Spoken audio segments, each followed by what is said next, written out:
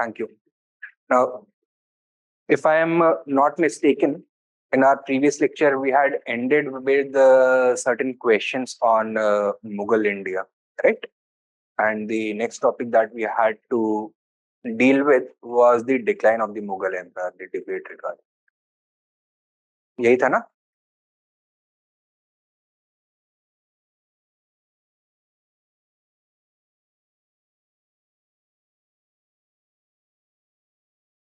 Last class में we had, all right. Okay, thank you. So our final topic for the Mughal Empire is going to be its decline.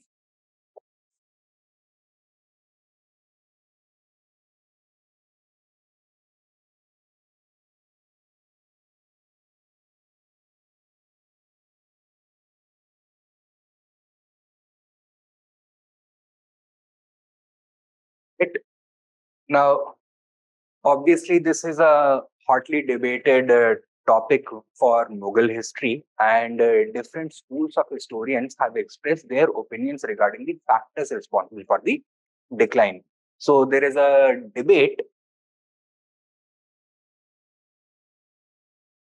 regarding the factors responsible for the decline of the Mughal Empire. Now, the decline of the Mughal Empire began immediately following the death of Aurangzeb. At the time of Aurangzeb's death, the Mughal Empire had reached the peak of its territorial extent, and over the next century, it suddenly shrank in size. From a pan-India empire, it was contained to being a small North Indian principality by the end of the 18th century. So how that transformation was brought about, that has invited a great degree of attention and thus a vast array of opinions. Now, we can basically categorize the various schools of historiography that have given their opinion regarding the decline of the Mughal Empire into two camps. Those who have taken the empire-centric approach,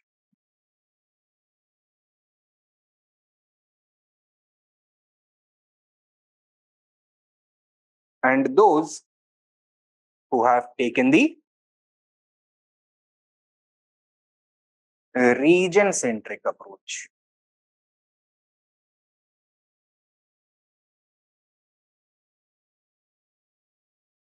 The region-centric approach is the most recent one and has been suggested primarily by the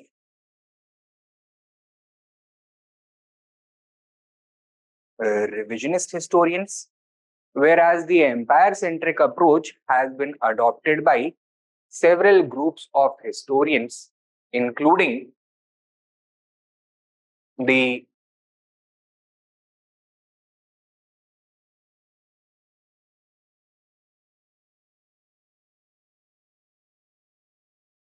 traditionalist historians, the Marxist historians, as well as some others. Right? The chronology of this debate is the first one was the traditionalist approach, the second one was the Marxist approach. Third, some other historians gave a partial challenge to the Marxist approach, and finally, the revisionist approach has taken an entirely new perspective on this. Okay? So basic overview आपको ये दे दिया है. Now we are going to deal with each of these approaches separately. Okay? First the empire-centric approach and then the region-centric approach, within which we'll be dealing with the traditionalist, Marxist and other historians first, and then with the revisionist historians. Now, the kind of questions that you can expect from this topic, let us conduct a survey of those.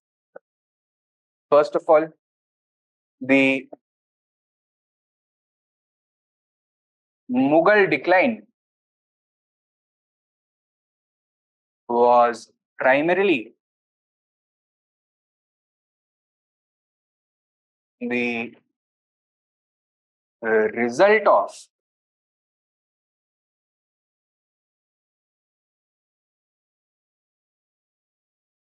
Aurangzeb's mistakes. Full stop. Comment. Number 2, the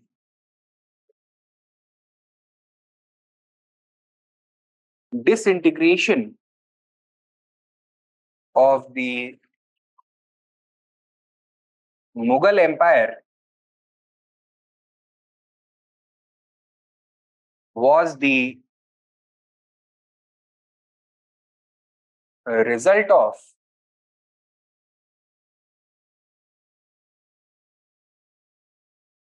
institutional factors.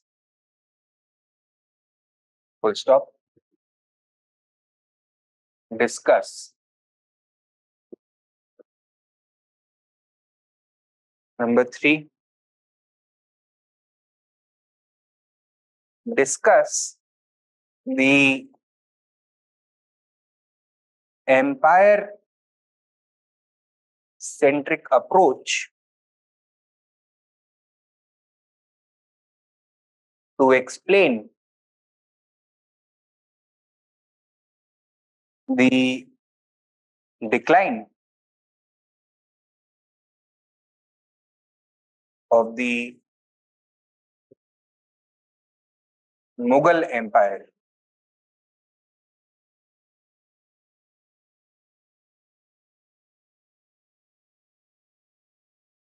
Right? Moving ahead. Number 4,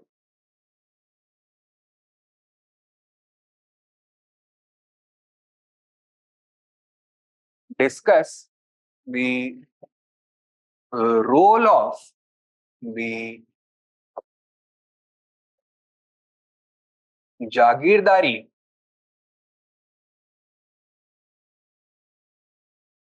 crisis in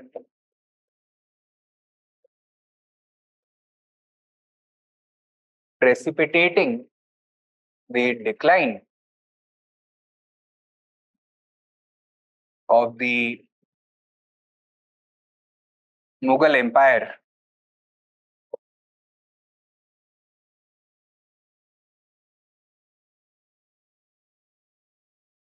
Next, discuss the Aligarh schools approach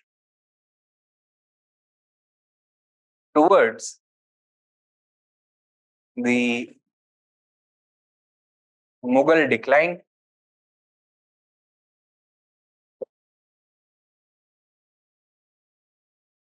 And lastly, discuss the region-centric approach to understand the decline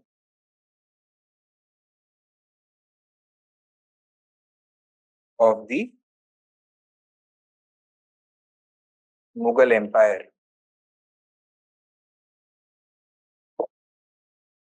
Right?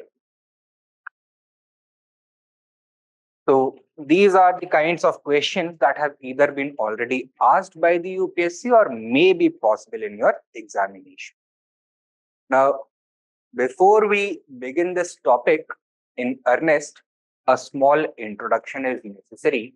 So you can give the heading Decline of the Mughal Empire, and under that you can begin writing. Likho. The Mughal Empire reached the peak of its territorial extent during the reign of Aurangzeb. During the reign of Aurangzeb. Full stop. At the height of its power, at the height of its power, comma, the Mughal Empire stretched from Kashmir in the north up to the Krishna River in the south, and from Punjab and Sindh in the west, Punjab and Sindh in the west, to Bengal in the east.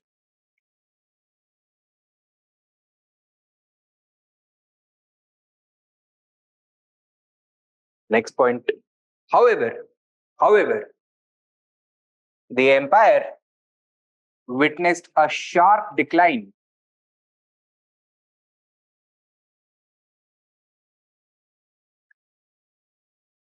following the death of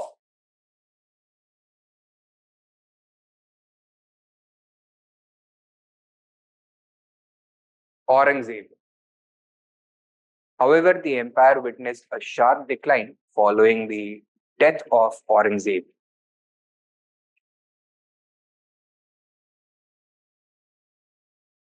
Full stop. Throughout the 18th century,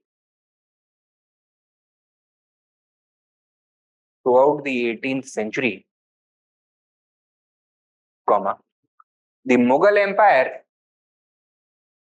Empire experienced a complete breakdown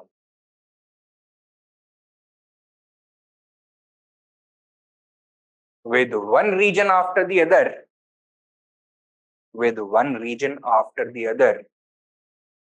slipping out of imperial control.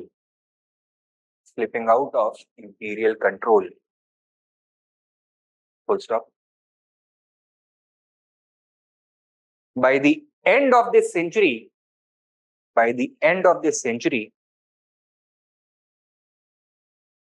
the formerly mighty Mughal Empire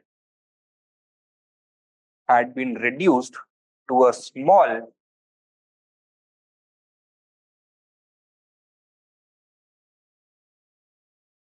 principality,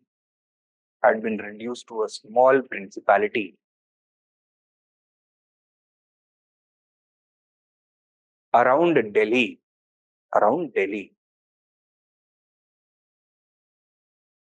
And even there, comma, Mughal power was only superficial. Right? So, following the defeat of the Indian powers in the Battle of Buxar, the Mughal emperor had been imprisoned by the East India Company. This is 1765, right? 1764-65. A Maratha Sardar named Mahaji Sindhya helped rescue him. He liberated him from British control. He attacked Allahabad, where he was being kept under house arrest. He rescued him. He restored him to the throne at Delhi. But over there, the Maratha power was supreme. The influence of the Mughal emperor was only nominal. And in 1803, following the defeat of the Sindhyas to the British during the Second Anglo-Maratha War, Delhi came under the British control. So, since the second half of the 18th century itself, the Mughals had lost all their authority, right? And although we are saying that by the end of the 18th century, but in the second half of the 18th century itself, the Mughal glory was not even a shell of its former self, right? So it had experienced a sharp decline following Aurangzeb's death. That is the point. Next point likho. Naturally,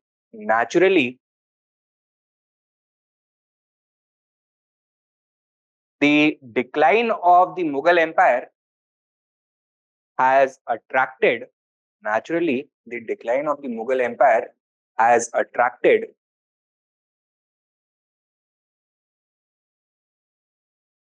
significant historical attention, resulting in the emergence of a heated historical debate.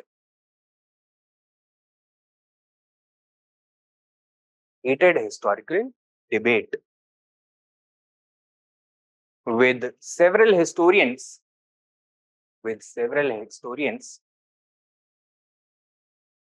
highlighting different factors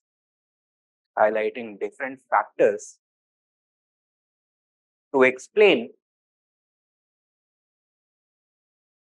the decline of the Mughal Empire.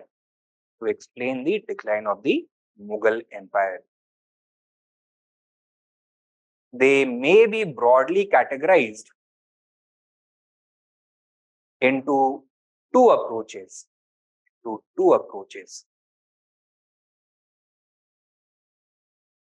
Number 1 and 2. One, empire-centric approach,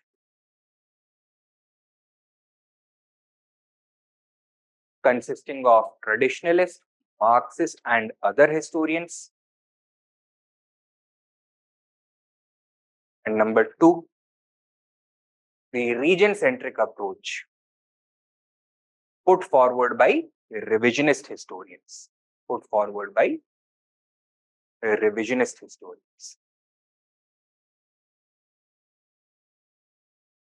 यहां तक सबने follow किया है ना?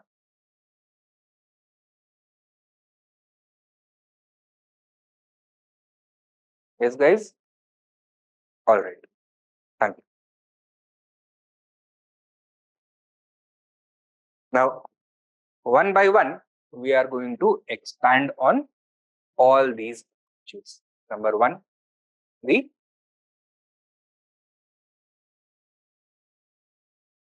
empire-centric approach. Right?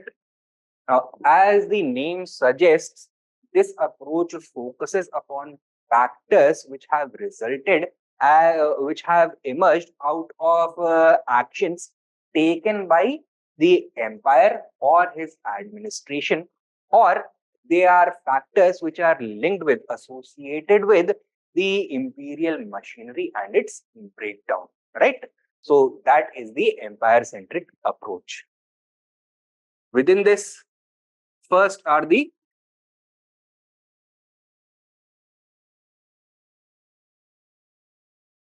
traditionalist historians.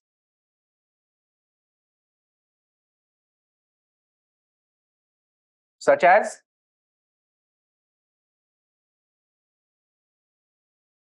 Jadunath Sarkar and a British historian, Irwin. Now, they have come up with primarily two different theories to explain the decline of the Mughal Empire. Now, for the traditionalist historians, who has always been the villain among the Mughal emperors? कौन रहा है?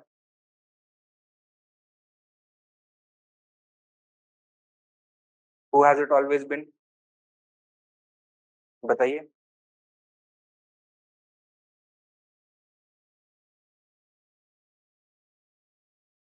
Waiting for an answer, guys. Traditionalist के लिए hero कौन रहा है और villain कौन रहा है? Akbar has always been the hero and Aurangzeb has always been the villain, right? So Jadunath Sarkar pointed out that it was due to the mistakes of Aurangzeb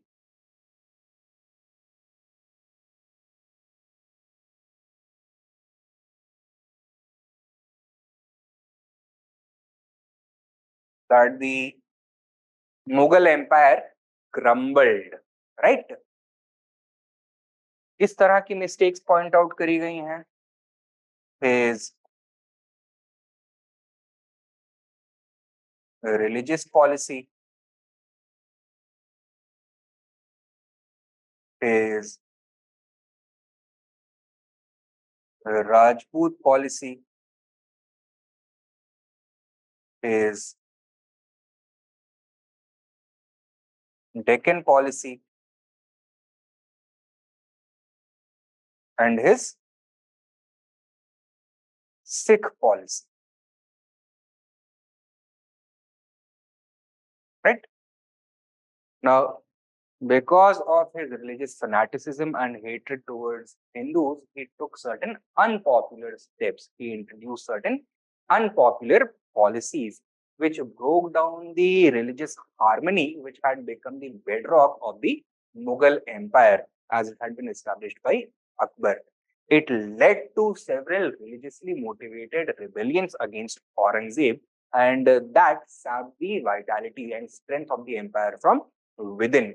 Military expenditure mounted, administrative difficulties increased, and revenue kept on declining.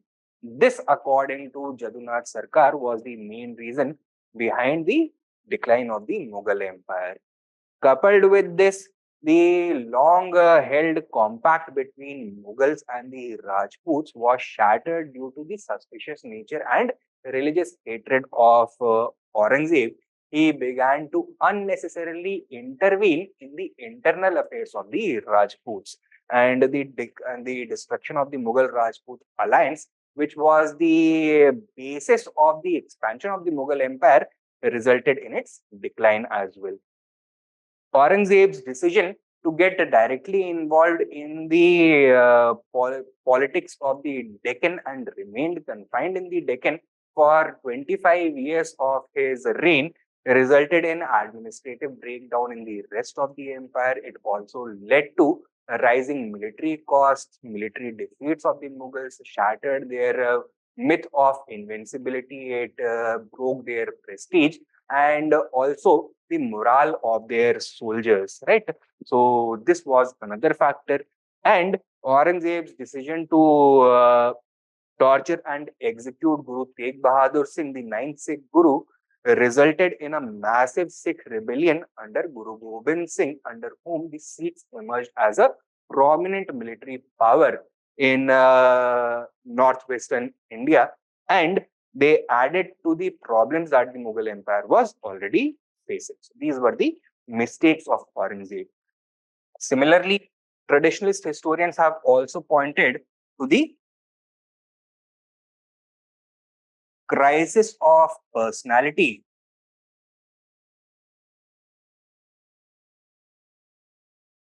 suffered by the Mughal Empire following the death of Aurangzeb. According to these historians, the successors of Aurangzeb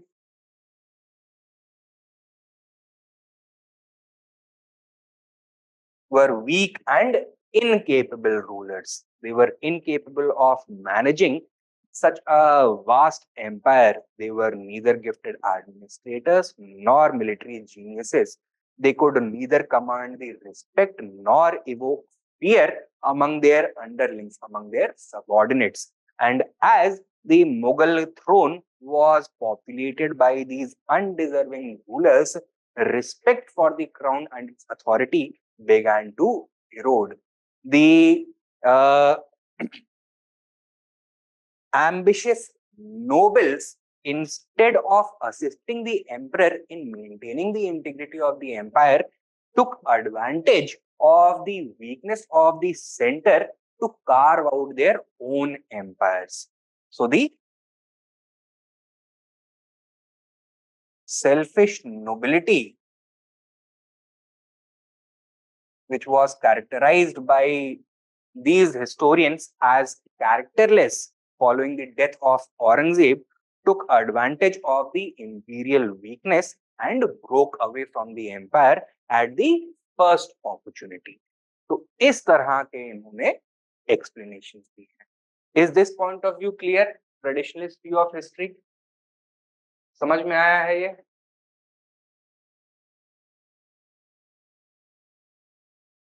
All right.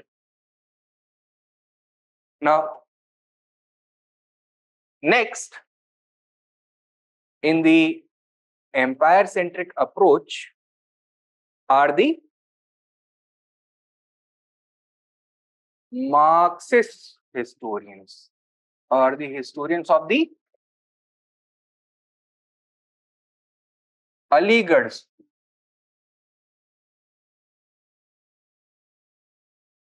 Right? They include historians such as Satish Chandra,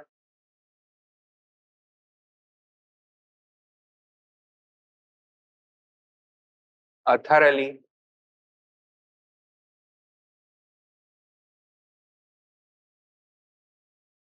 Irfan Habib, and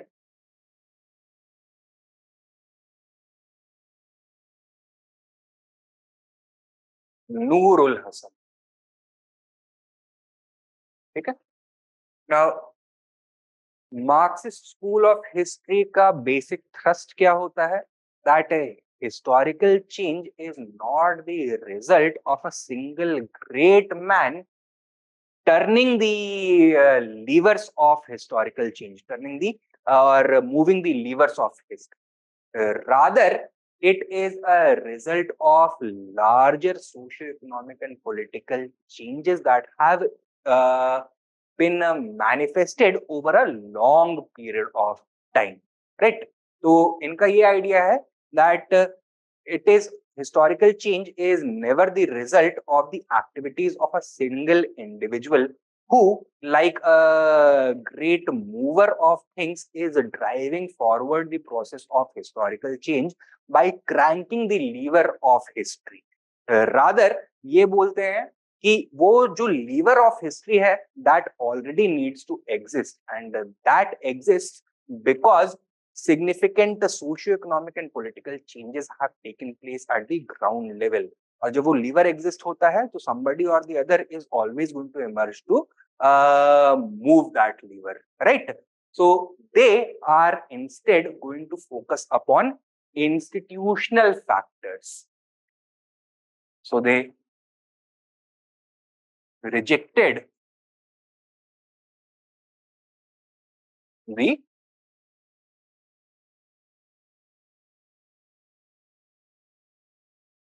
traditionalist approach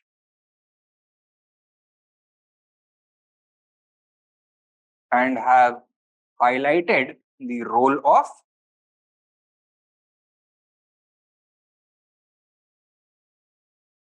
institutional factors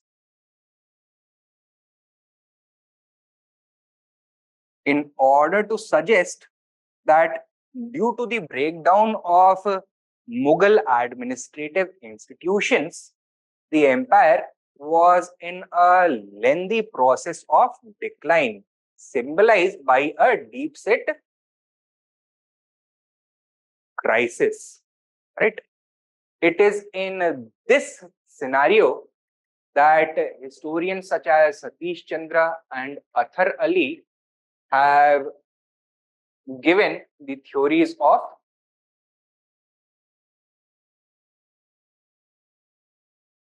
the Mansabdari,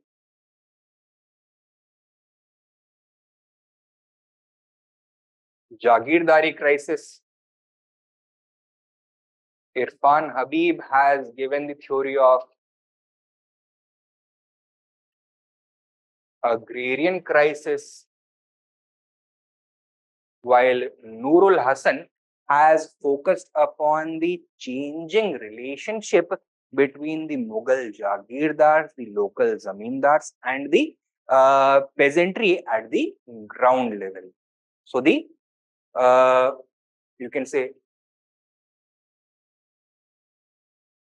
transformation of the agrarian structure और relationship, right? तो ये इस तरह के factors के ऊपर focus कर रहे हैं.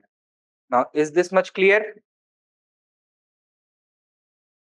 कितना समझ आया है? क्या है ये crisis? We are going to expand. Alright. Then we have some other historians such as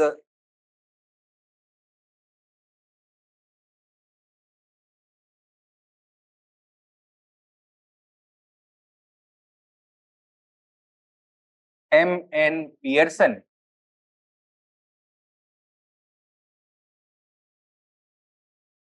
Peter Hardy,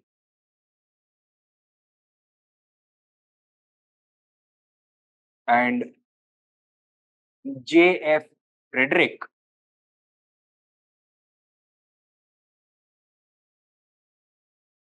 who have presented a partial challenge to the Marxist historians. They have tried to challenge the paradigm of crisis that the Marxist historians suggested that the Mughal administrative machinery was going throughout the 17th and 18th centuries. Rather, they have focused upon the importance of the Mughal Deccan campaign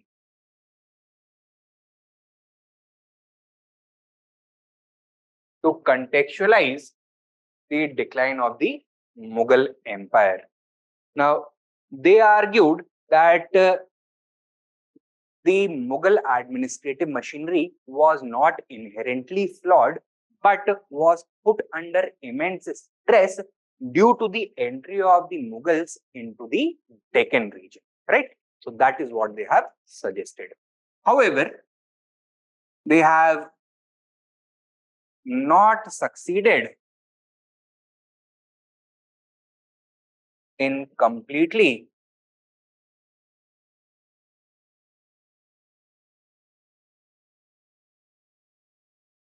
you can say discrediting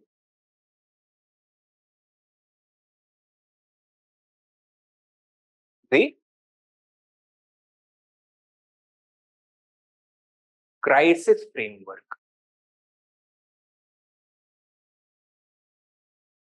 And why is that? Because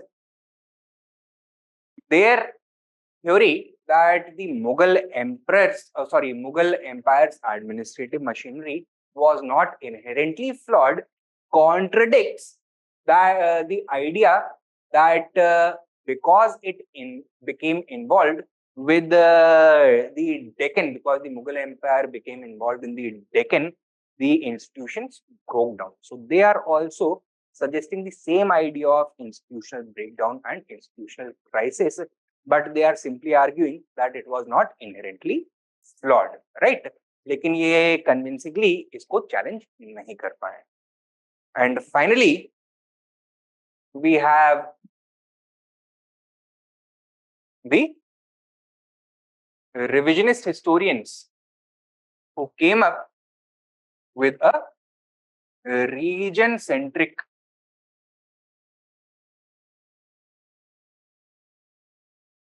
approach to explain the decline of the Mughal Empire.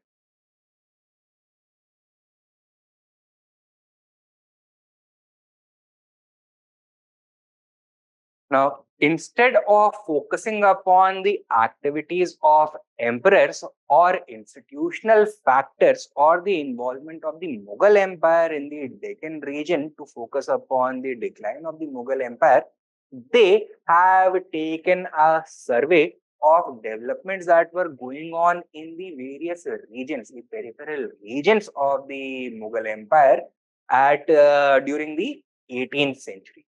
And they point out that because of the deeper involvement of these regions such as Bengal,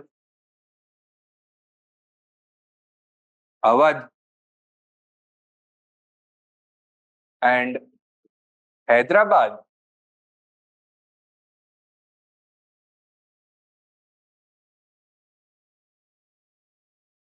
in European trade,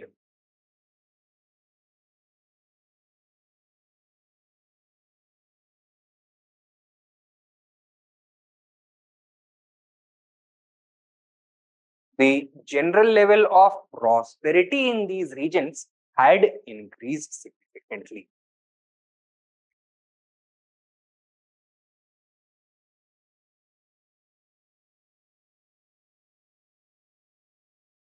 These regions, which earlier did not have the ability to maintain their independent state system, suddenly because of the growth of European trade, the commercialization of agriculture, etc., got this ability. Now, the relationship of these regions with the center had always been one of a region that was being economically exploited by the center. Therefore, the local elements always resisted or at least resented imperial control. The natural tendency for them was to exert a greater autonomy. And because of this newfound prosperity, they finally had the opportunity to do so. So, what is going to be the logical conclusion of this process? It is going to be regional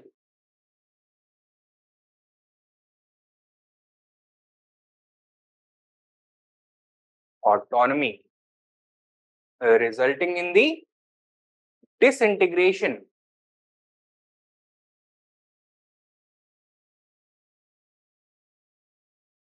of the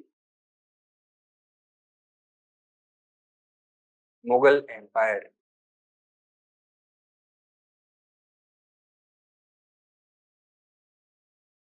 Correct?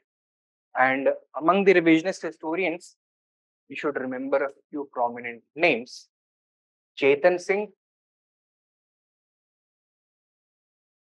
Muzaffar Alam, Sanjay Subramaniam,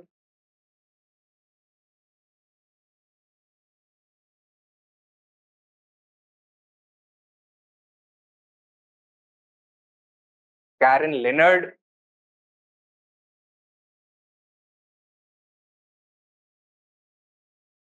So these 3-4 names you should remember. ये region centric approach समझ में आया है? This challenges the idea that it was because of any crisis at the center that the Mughal Empire declined. Rather, 18th century witnessed the economic rise of peripheral regions such as Bengal, Awadh, and Hyderabad, which now became self-sufficient not only in economic matters, but because of their economic self-sufficiency, they had the potential of political self-sufficiency as well. They always resented Mughal imperial control, and at the first opportunity, they broke away from it, asserting greater regional autonomy, resulting in the disintegration of the Mughal Empire. समझ में आया है ये guys? Right. Good. तो ये हैं the two basic approaches to explain the decline of the Mughal Empire. Apart from this, some other factors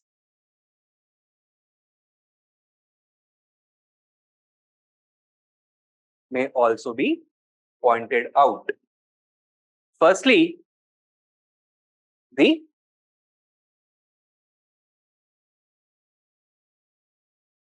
technological backwardness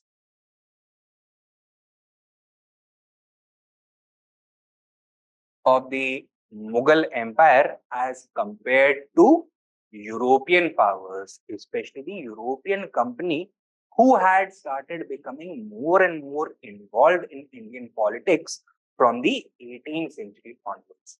Their superior technology resulted in not only better military preparedness, but also greater ability to control vast regions and enter into more profitable relationships with regional powers such as the rulers of Bengal, Awadh, or Hyderabad. Thus, these European companies were in a position to strip away the regional support base of the Mughal Imperium, right? So, technological backwardness was one reason. Secondly, we may also point towards the destructive effect of foreign invasions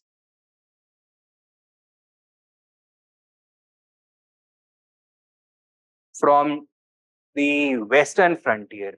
In 1739, Nadir Shah of Persia invaded India. He even captured and imprisoned the Mughal emperor, forced him to pay a heavy ransom, and then withdrew from India with a great degree of loot. Not only did it weaken the Mughal Empire economically, but also shattered the prestige of the Mughal crown. It also emboldened the other regional rivals of the Mughal Empire. Similarly, the Third Battle of Panipat, where Ahmad Shah Abdali defeated not only the Mughals but the Marathas also, cleared the playing field completely and prepared the stage for the advent of British rule in India. Right. So it also had a similar effect as the invasion of Nadir Shah in 1739. And lastly, we have the advent of European powers in India, right? Now, these European powers initially arrived in India as mere trading entities, but by the mid 17th century had transformed themselves into a real political and military player in Indian politics, right? Secondly, we should also not forget that by this point of time, Mughal strength had been significantly depleted. This was amply demonstrated during the Battle of Buxar also. And finally, we must also remember that these were not merely trading companies. Rather, they were global superpowers of their age. The Mughal Empire, which was in a steady phase of decline, had little real chance of succeeding against such powers who were backed by the mighty British Empire, which was already spread across all the populated continents of the entire world. Right? It had immense logistical prowess. It also had immense economic backing, and therefore, the Mughal Empire was largely doomed. So, apart from the two approaches, these factors should also be kept in mind. Is this much clear? इतना समझ में आया है?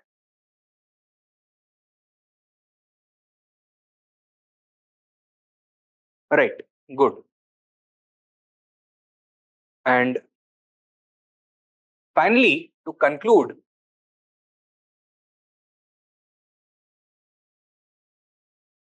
हम क्या बोल सकते हैं कि कौन सा सिंगल फैक्टर सबसे ज्यादा बिलीवेबल है, क्रेडिबल है? Which one would you like to pick as the best explanation for the decline of the Mughal Empire?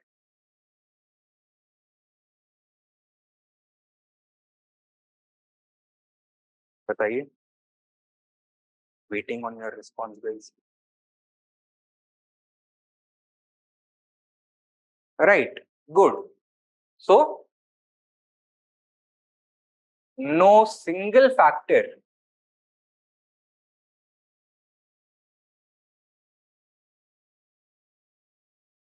can be taken as the single valid explanation to explain the decline of the Mughal Empire. The Mughal Empire's decline was a lengthy and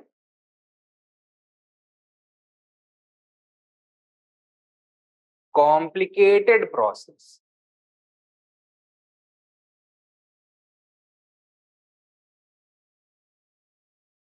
During different times and in different regions, different factors were in operation, either single factor or a combination of multiple factors, right?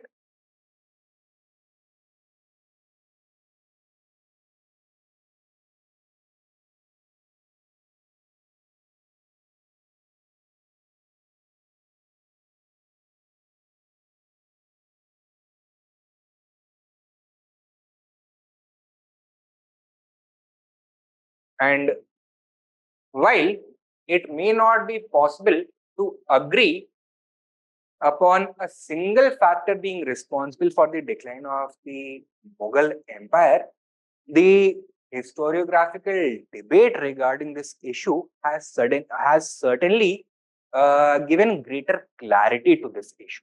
But at the same time, the debate has become very vivid and complex, and further research is needed to unravel it.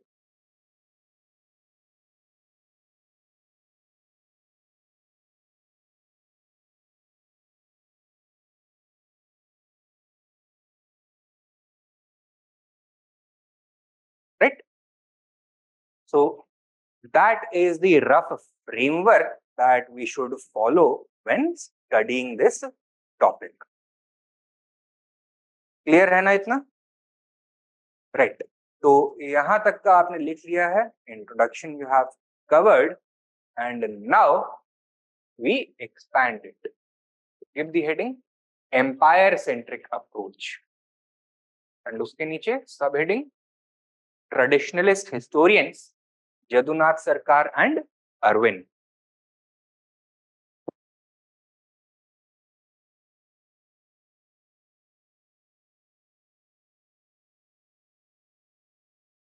Write down.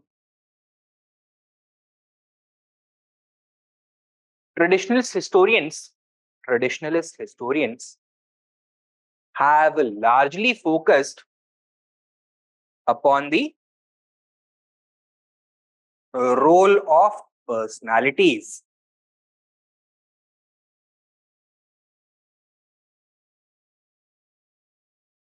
to explain the decline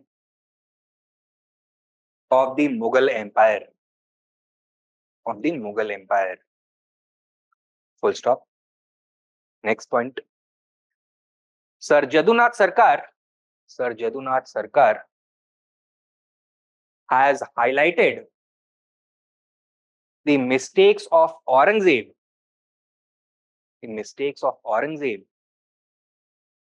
To explain the process of decline.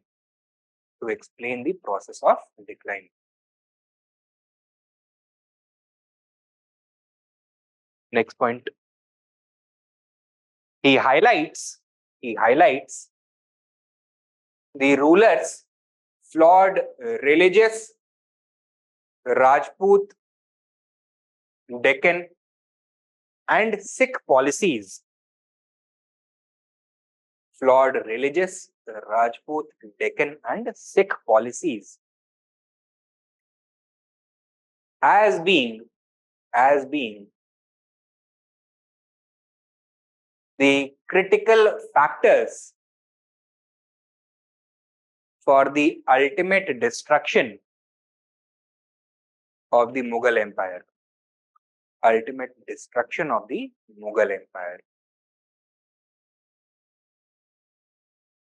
Next main point. These historians have also underscored a crisis of personality in the Mughal ruling class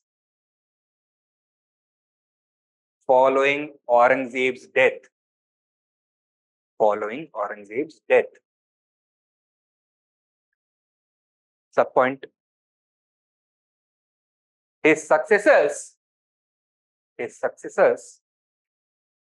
were weak and incapable.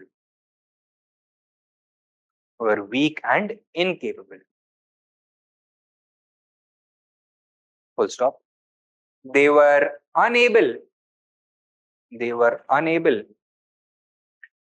to command the respect and loyalty. They were unable to command the respect and loyalty of their subordinates.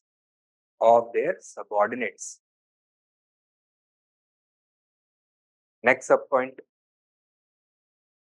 Consequently, the immoral, characterless, and selfish nobility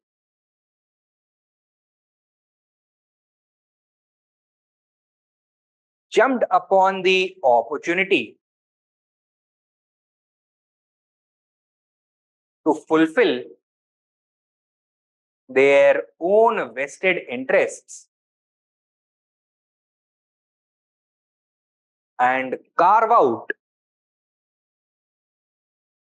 autonomous regional domains at the cost of the empire.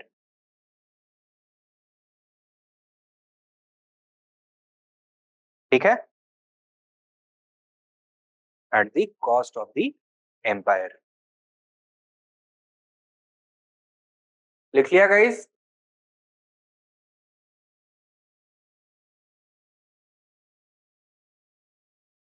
All right. Next subheading B. Marxist or Aligarh school historians such as Satish Chandra, Athar Ali, Irfan Habib, and Noorul Hasan. Satish Chandra, Athar Ali, Irfan Habib, and Noorul Hasan have rejected the traditionalist approach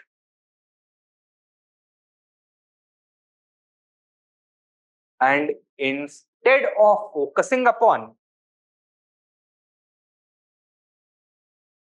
the role of personalities, they have highlighted the role of institutional factors in bringing about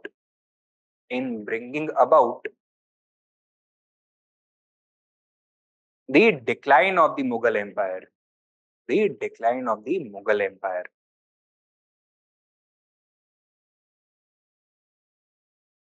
They argued, next point likho, they argued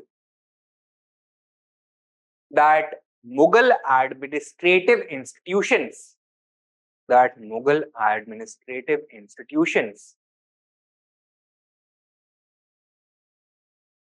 suffered from certain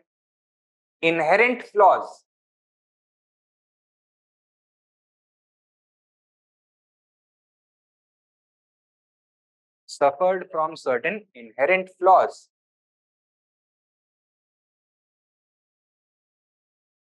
which ultimately precipitated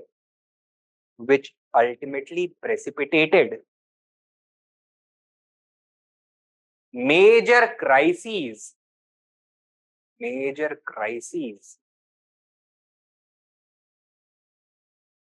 which brought down the Mughal Empire. Ultimately precipitated major crises which brought down the Mughal Empire.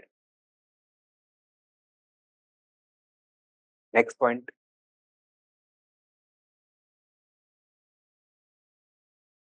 You can give another subheading within this subheading.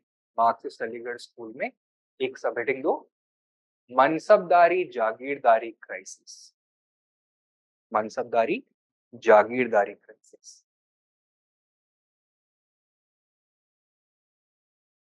Write down. During the 1960s, Satish Chandra and Athar Ali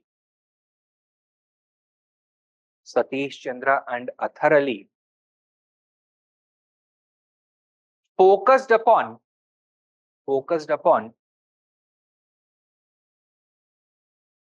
the inherent flaws of the Mansab Jagir system.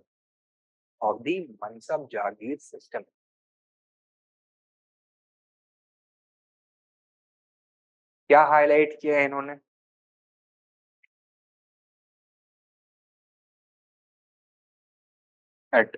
Firstly, the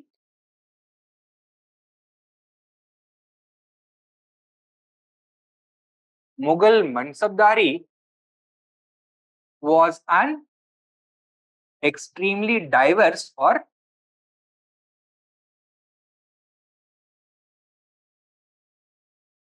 heterogeneous institution consisting of various factions such as the Iranis,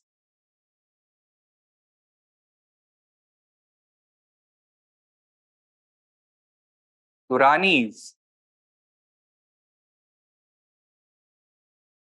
Afghans,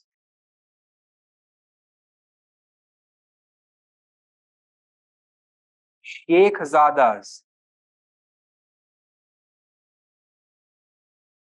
Rajputs, and Deccanis, along with the Marathas. The relationship between these groups was always tense. So, tensions remained under the surface. However, since the emperors during the initial phase were strong and wise enough, they were able to manage these tensions in a manner that benefited the Mughal Empire as a whole, that benefited the interests of the empire, of the emperor. Initially,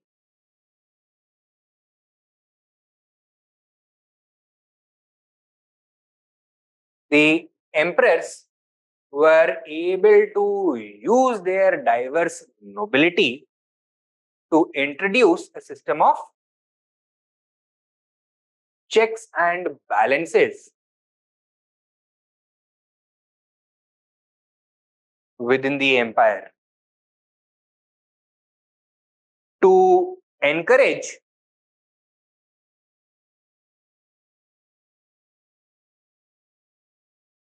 constructive competition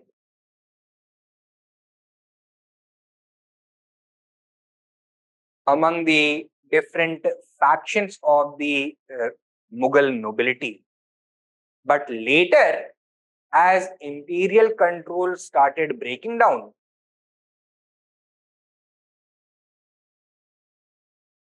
this constructive competition, which was beneficial for the empire as a whole, became destructive in nature. It resulted in constant infighting,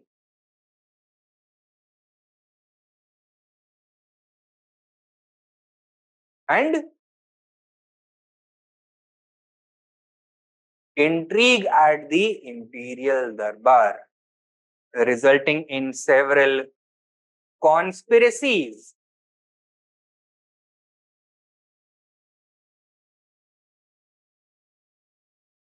by the leaders of these factions to either institute their control over the Mughal emperor or install a new Mughal emperor, resulting in several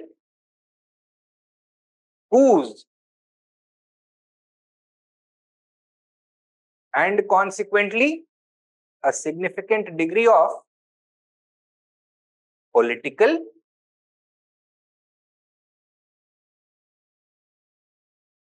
instability, right? So the heterogeneity or diversity of the Mughal empire of the Mughal Mansabdari system was you can imagine it to be like a loaded gun. What was preventing that gun from being fired at the Mughal Empire's heart was the ability of the emperors to manage these groups and their internal rivalries in a manner that benefited the emperor.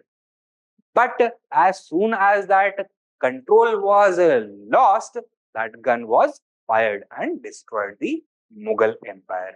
ठीक है? तो ये है mansabdari system. Is this clear?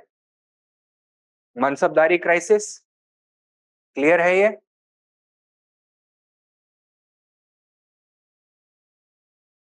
Right. Now the Mansabdari crisis was further compounded by the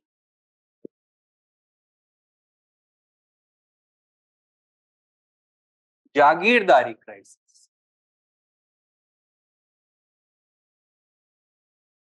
Now, Jagirdars were those high-ranking Mansabdars who were not paid in the form of cash. Rather, they were remunerated through the transfer of revenue assignments known as Jagirs.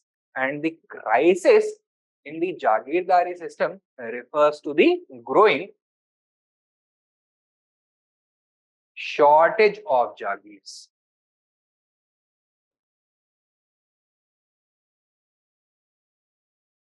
Now, the success of the Mansab Jagir system depended upon the continuous expansion of the Mughal Empire. Since the Mansabdari Jagirdari system was also the basis of the Mughal military strength, each Mansabdar was assigned two different ranks, a Zat rank and a Sawar rank. The Sawar rank denoted the military responsibility of each Jagirdar, of each Mansabdar. It became the basis of the combined military strength of the Mughal Empire. And any problems with the Mansab Jagir system is also going to result in the military weakness of the Mughal Mansabdari, of the Mughal Empire. And the shortage of Jagirs became a major concern, especially during the later stages of the Mughal Empire. क्या हुआ है इसकी वजह से? First of all, due to the growing shortage of Jagirs, the functional relationship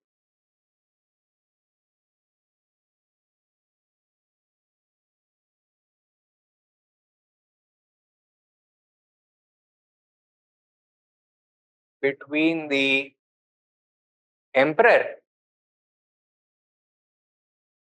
and the Mansabdars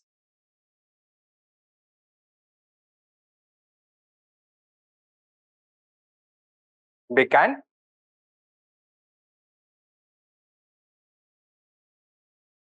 deteriorating.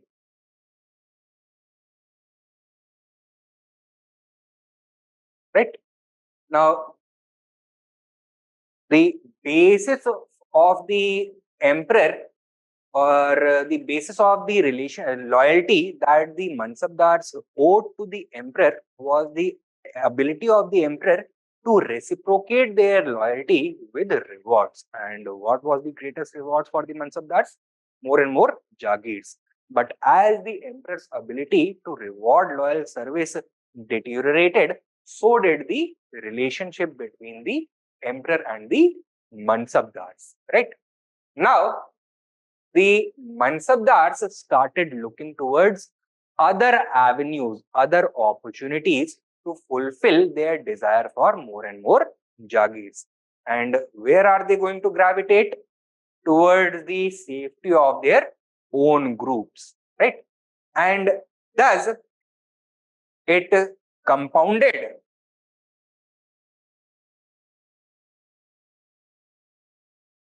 the already present Mansabdari crisis. Since the emperor controlled the distribution of Jagirs legally, the different factions of the Mansabdari began competing against each other for imposing their control over the emperor in order to get the juiciest postings as well as the largest and most profitable Jagirs, right? इसकी वजह से हुआ क्या? There was another problem with this. Not only did the Mughal empire's political stability suffer as a result, but the frequent changes at the center, one emperor after the other being controlled by different sections of kingmakers, made the profession of service to the Mughal empire very, very risky. So stability chali, right? Earlier, the system was functioning smoothly, and the officials, the Mansabdars, were assured that till the time that they continued to serve the emperor well, their Jagirs are not going to be snatched away from them.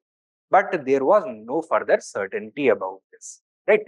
And as a result, those Mansabdars who finally received the Jagirs that they wanted began to overexploit them because there was no certainty when the Jagirs would be snatched away from them, right?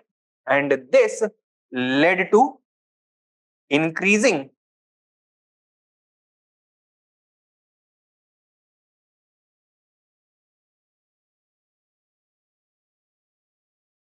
exploitation of the peasants by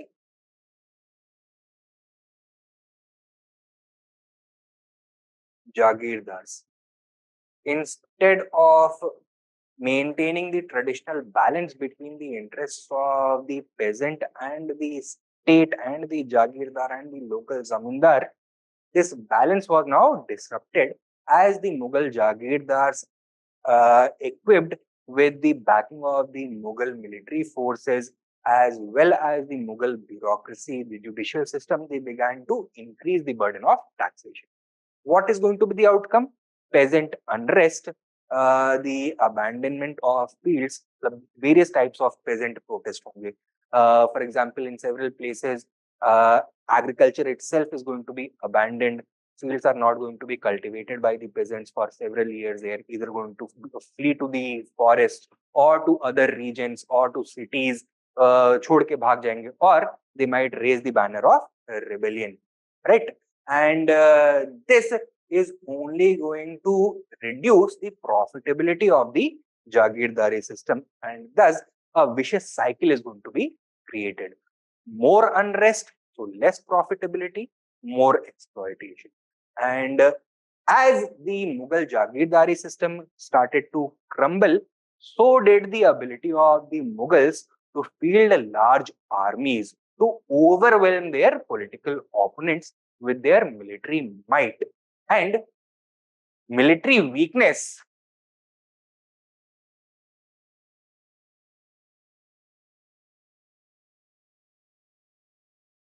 was one of the most destructive outcomes for the Mughal Empire as a whole, since the Mughal Empire was, after all, a weak state. It had been both created by an act of war and it was being continuously expanded and maintained by successive acts of war. The Mughal Empire was always at war throughout its history with one power or the other. Till the time it remained strong, it was thriving, and as soon as it became militarily weak, it crumbled, right? So this is the Mansab Jagir crisis. ये समझ में आया है guys? Is this clear? Good.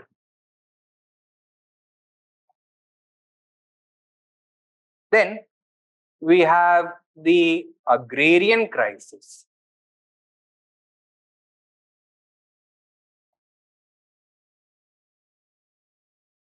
That was put forward by Irfan Habib.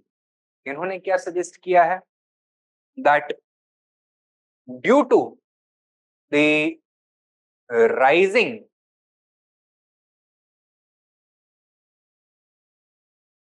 burden of taxation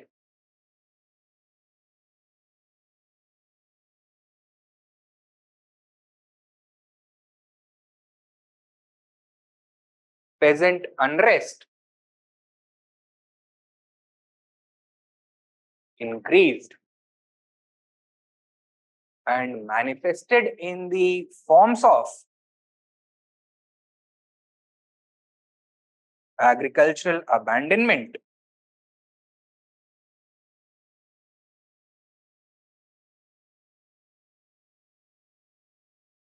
or agrarian revolt,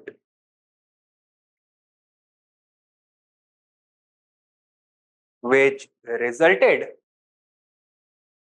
in both a major loss of revenue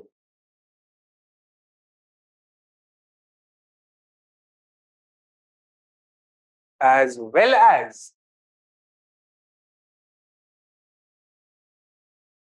rising military costs.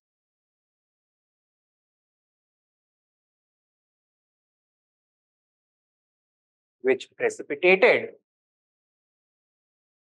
a major financial crisis for the Mughal Empire, right? So, in one sense, Irfan Habib's idea of an agrarian crisis is an extension of the Mansab Jagir crisis. This financial crisis not only strained the resources of the empire, but also compounded the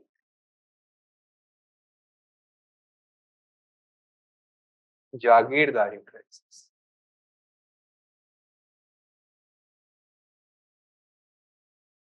Okay? Now, this was the agrarian crisis as put forward by Irfan Habib. ये clear है?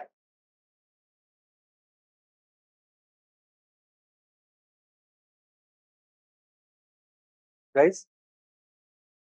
All right. Thank you.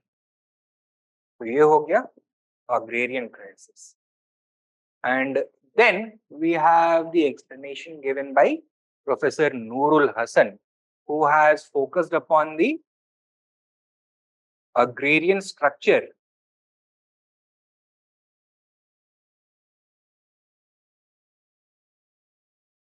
and its breakdown to contextualize the decline of the Mughal Empire. Now, this is simply a different perspective to the agrarian crisis that had been suggested by Irfan Habib. क्या बोलते हैं Professor Hassan? That the Mughal Empire's revenue machinery was based upon a relationship emerging between the Mughal Jagirdars, the local zamindars, and the peasants at the bottom. Now, the peasants were the primary producers.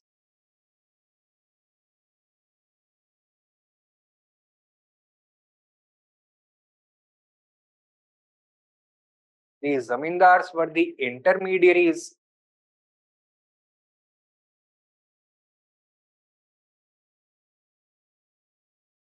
Who had the responsibility of collecting revenue from the primary producers and giving it to the Jagirdars. So these were the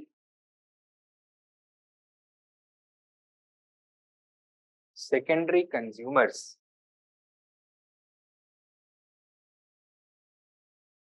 Now, initially, this system was based upon a fine balance between the interests of the Jagirdars, Zamindars, and peasants. What did this balance involve? कुछ conditions fulfil होनी चाहिए, तभी ये balance succeed करेगा, तभी ये relationship succeed करेगा. First of all, the peasants would have to have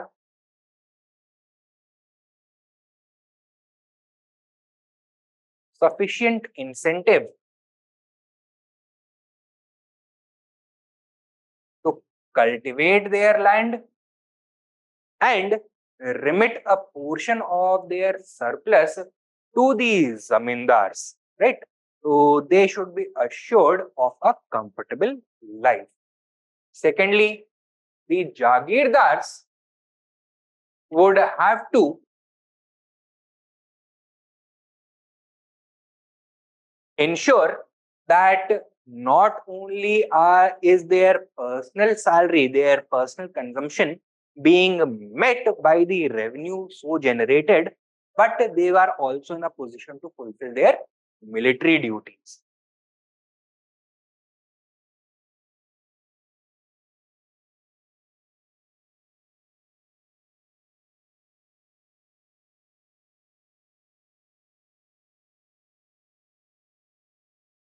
They can meet the requirements of their personal and military consumption. And for the zamindars, once again, this system needed to ensure that their personal interests, that their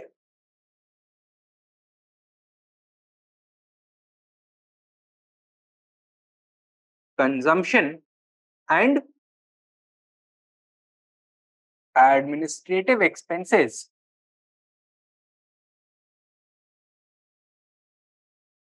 could be provided for by this arrangement. तो कैसे होगा ये? The revenue remitted to the zamindars is to be transmitted to the Jagirdars ultimately, but the Jagirdars are going to incentivize the zamindars by allowing them to retain a portion of the revenue as their commission, which should be sufficient enough to take care of their personal consumption as well as local administrative expenses. Since Mughal administration reached only up to the Pargana level, not to the village level, the zamindars were responsible for local administration. They were also responsible for local defense and policing, local justice, etc. Right? तो इनके कुछ administrative expenses भी थे, ये fulfill हो जाने चाहिए. Right? Now, from this, it becomes clear that these three groups have interests which are not naturally aligned with each other. It is in each of their interests to maximize their share of the surplus.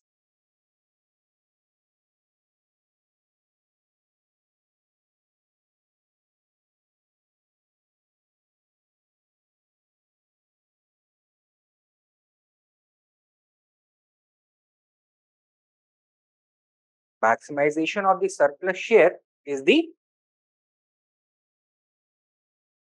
natural tendency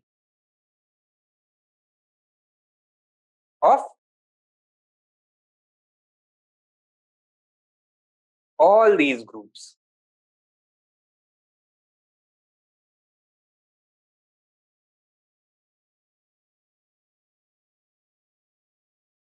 Now, it becomes clear from the Mughal practice of making madad Maash grants to scholars and Islamic theologians that the control of the state over the local zamindars was never complete. It was always tenuous.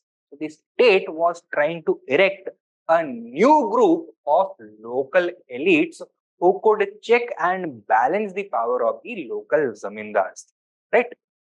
And it was the zamindars who actually controlled the peasants. What is going to happen when the Jagirdars begin demanding more and more revenue from the zamindars?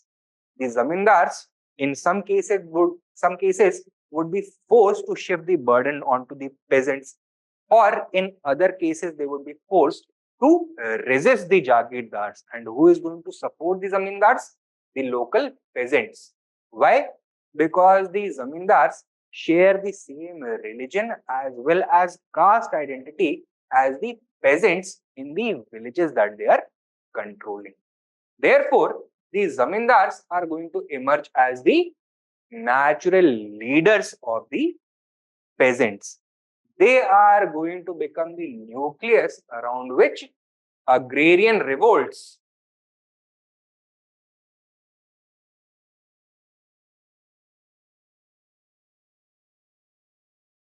would be organized.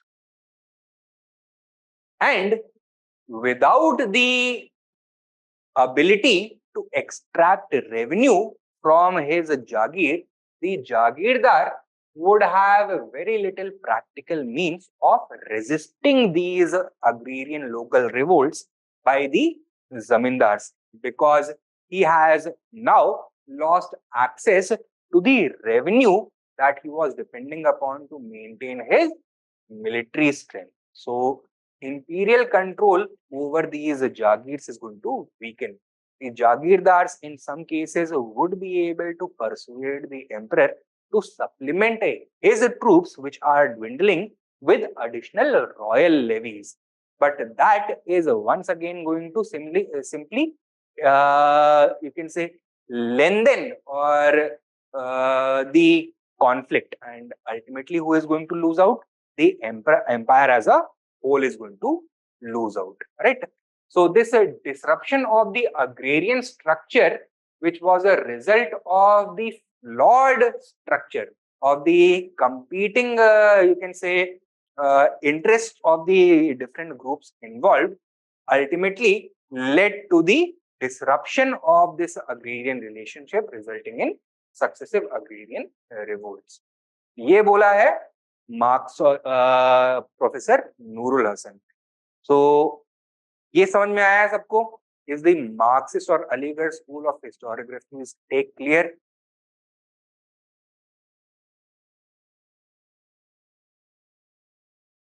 All right, good. So now let us take this down quickly.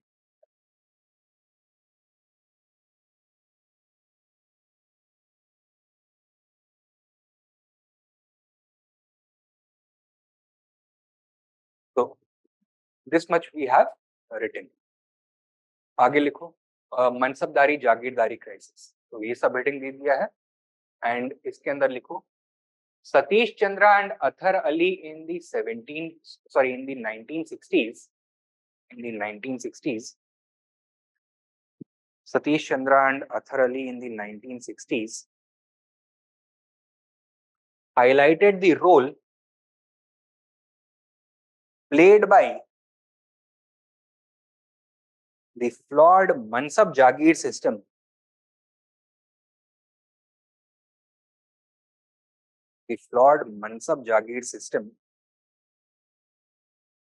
to explain the decline of the Mughal Empire.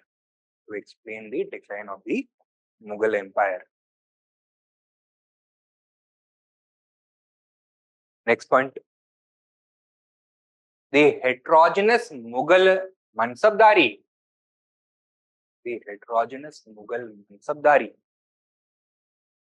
Composed of factions such as the Iranis, Turanis, Afghans, Sheikhzadas, Rajputs, Deccanis, and Marathas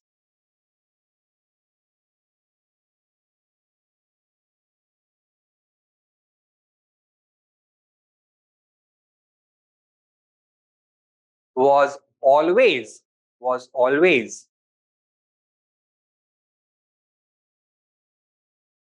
under stress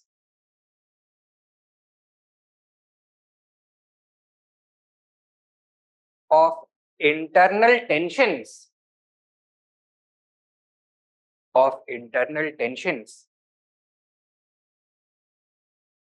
between the groups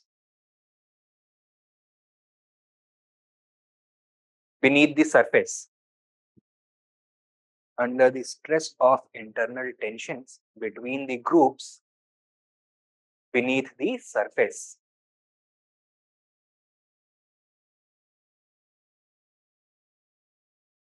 Next point. Initially, the Mughal emperors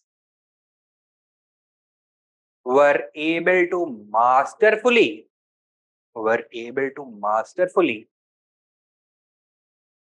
manage these tensions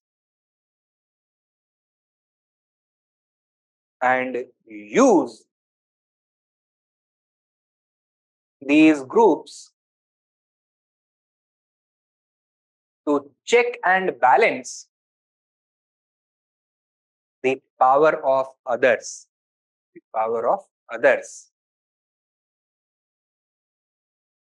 Full stop. They were able to encourage constructive competition between these groups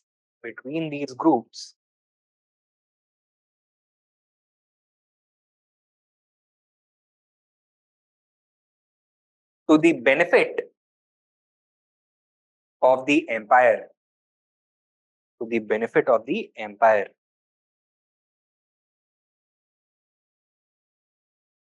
Next point likho. However, as imperial authority broke down,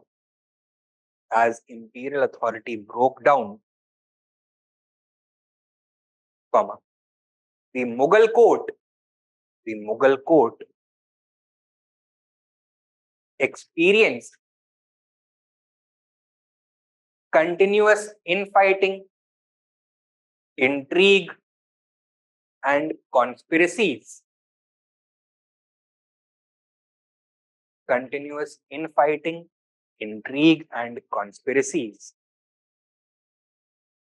Full stop.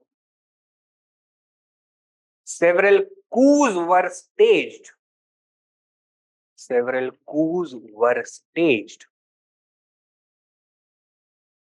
as puppet rulers were placed and removed from the throne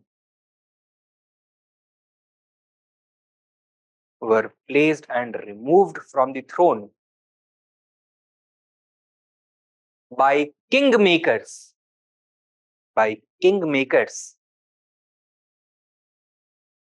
belonging to different parties or different factions.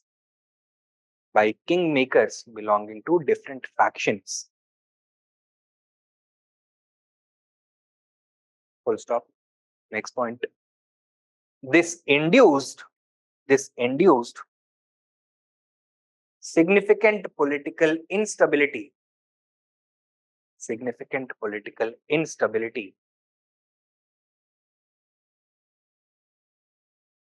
precipitating imperial disintegration.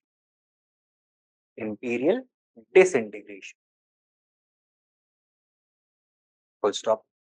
Next point.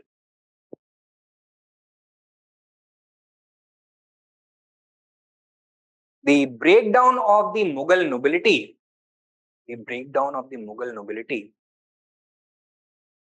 was compounded by the Jagirdari crisis that constituted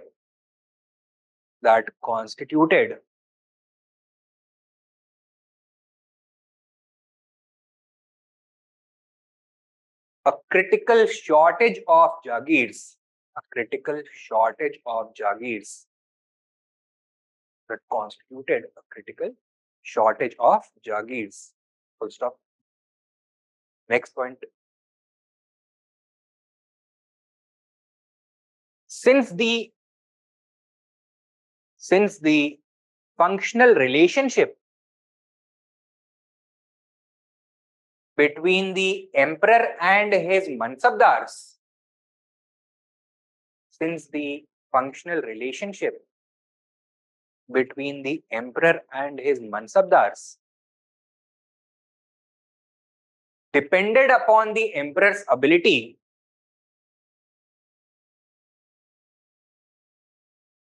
to repay, sorry, to reward loyalty with Jagir assignments,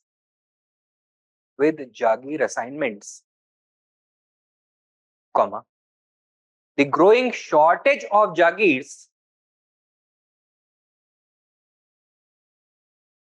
resulted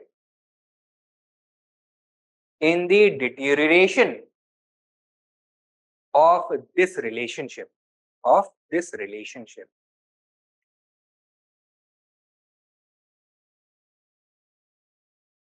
Next point. Equally concerning was the fact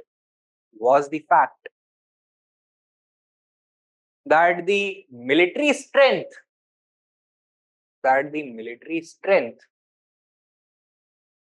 of the Mughal Empire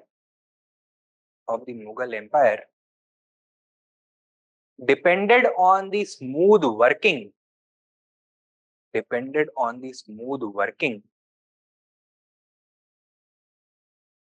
of the Mansab Jagir system.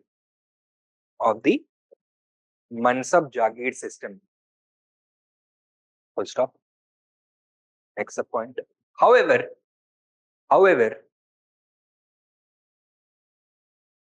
the growing shortage of Jagirs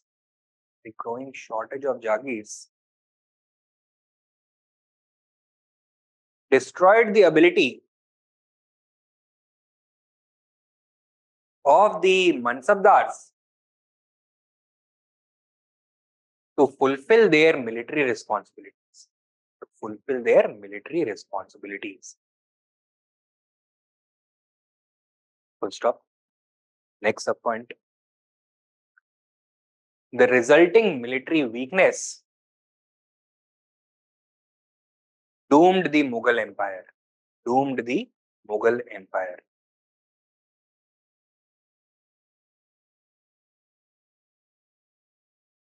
Next main point. Further, it also induced the Jagirdari crisis. The Jagirdari crisis also induced increasingly exploitative behavior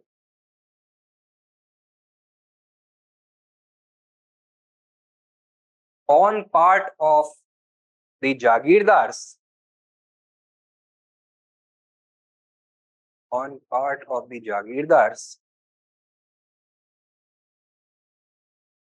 towards peasants.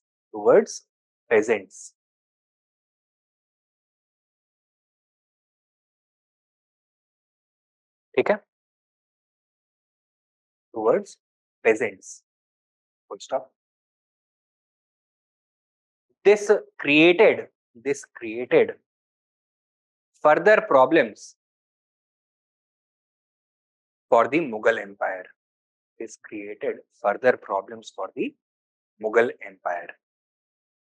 Right? क्या problems? तो professor Irfan Habib ने expand किया है. Give the next subheading.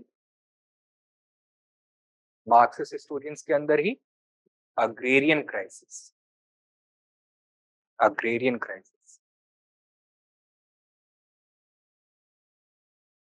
Write down. Irfan Habib has focused upon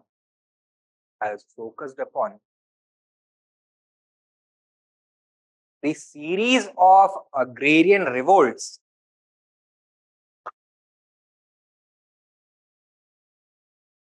experienced by the Mughal Empire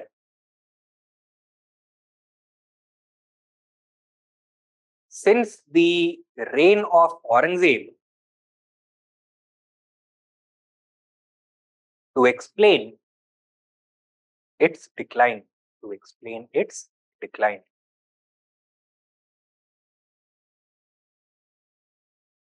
Next point.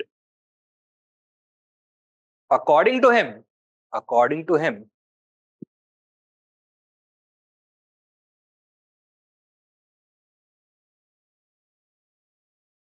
the burden of taxation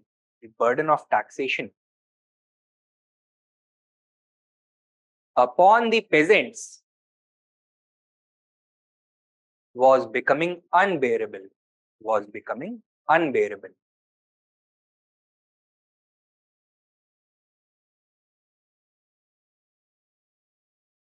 Why was the burden of taxation increasing? Firstly, because of the Jagirdari crisis, and secondly, because of the increasing military expenses of the empire since Aurangzeb's reign. The Mughals had been involved in a lengthy war in the Deccan, which lasted for more than 25 years, right? So, next point, Likho. This was a result of both the Jagirdari crisis as well as the rising military expenses of the state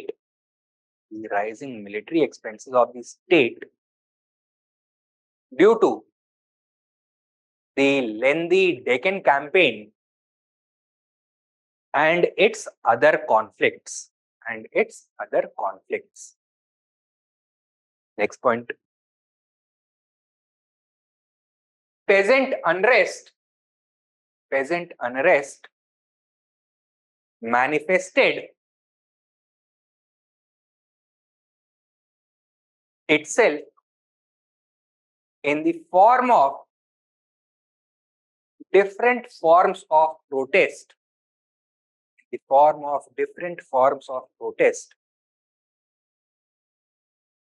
including agricultural abandonment and even agrarian revolt. Peasant unrest manifested itself in different forms, including agricultural abandonment and even agrarian revolt. Next point.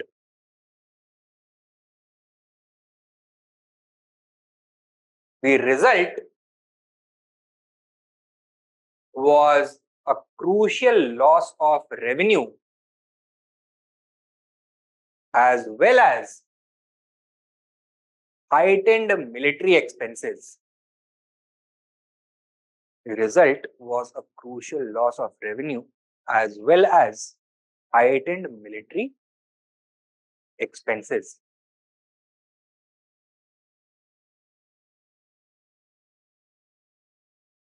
Next point. This precipitated a severe financial crisis, and also compounded the Jagirdari crisis.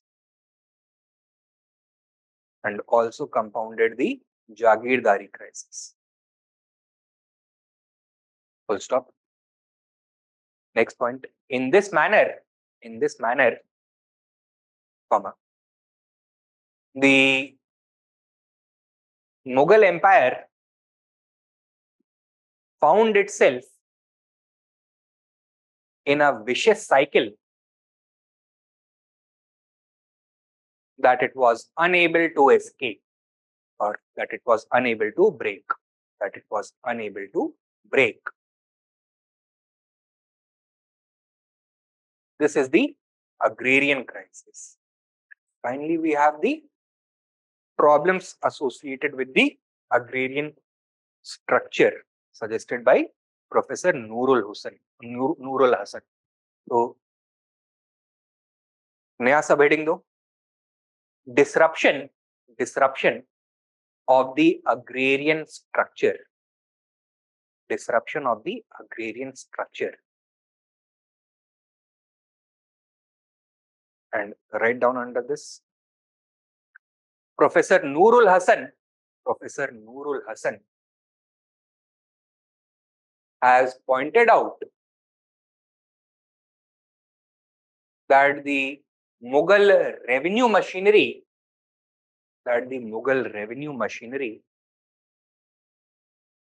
was based on a fine balance between the interests of the Jagirdars, Zamindars, and peasants.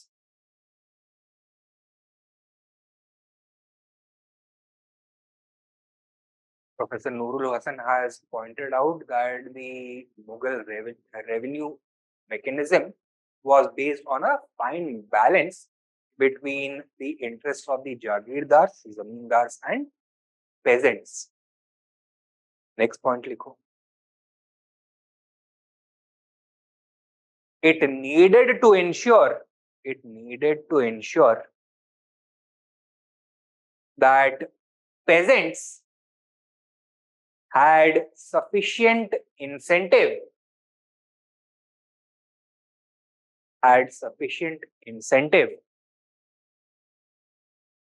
to remain peaceful,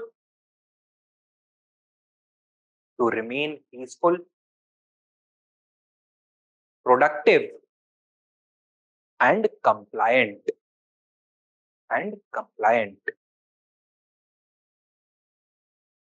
In other words, full stop. In other words, it required that the peasants continue to cultivate, pay revenue, and not rebel against the state. Next point. At the same time,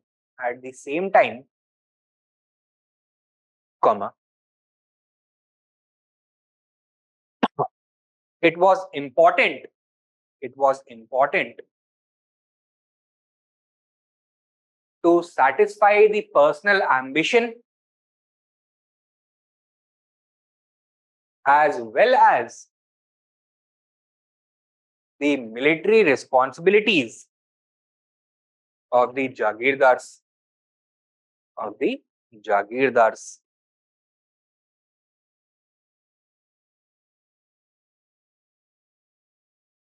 Next point, likho. Additionally,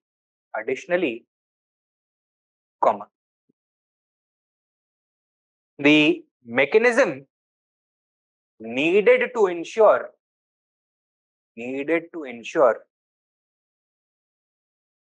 the continued cooperation of the zamindars who acted as intermediaries between the peasants and jagirdars,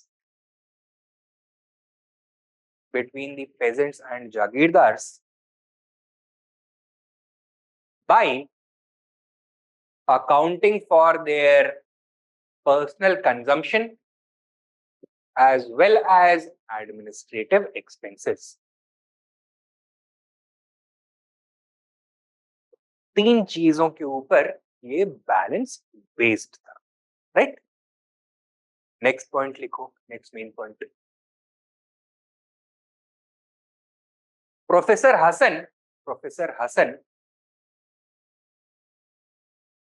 observed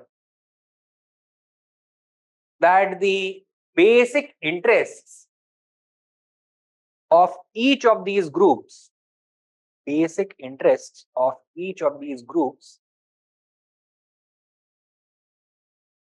were in conflict against the other.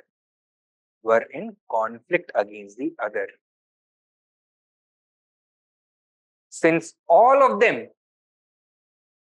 were interested in maximizing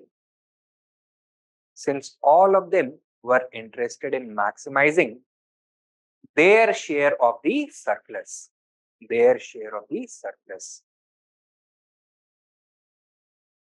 Full stop.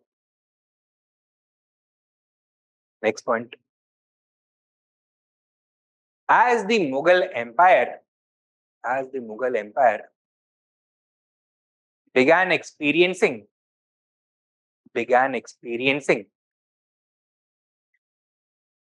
financial stress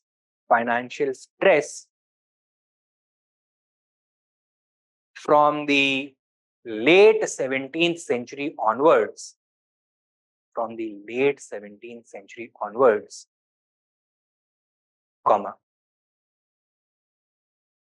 this relationship was disrupted as Jagirdars began extracting excessive amounts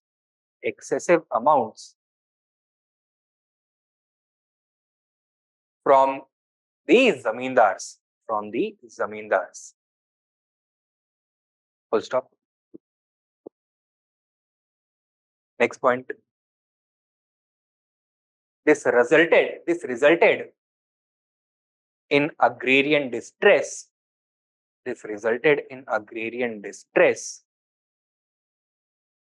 And manifested in the form of agrarian revolts.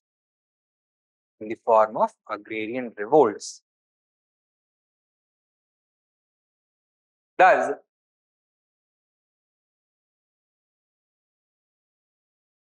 in the form of agrarian revolts, where the zamindars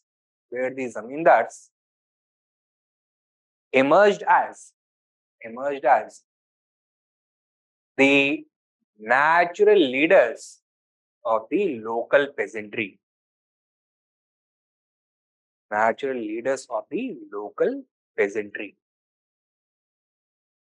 Full stop. Next point. Thus, the agrarian crisis assumed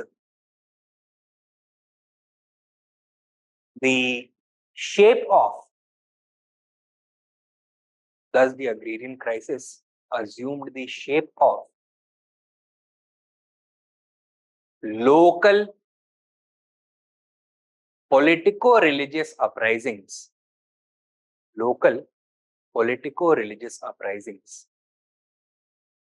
Right? So they did not remain simply economic or political rebellions. Rather, they were transformed into a rebellion that was the result of a combination of political, economic, as well as ideological factors. So that is what Professor Nurul Hasan has highlighted. He has simply given a new perspective on the agrarian crisis. इतना clear है? Aligarh school का historiography समझ में आया है guys? Right. And under the empire-centric approach, the last one, right?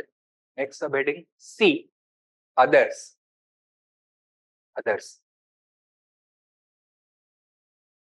Write down Historians such as M.N. Pearson, Peter Hardy, and J.F. Frederick. Historians such as M.N. Pearson, Peter Hardy, and J.F. Frederick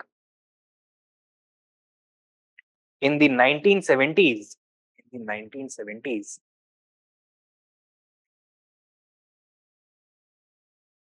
partially challenged the Aligarh school and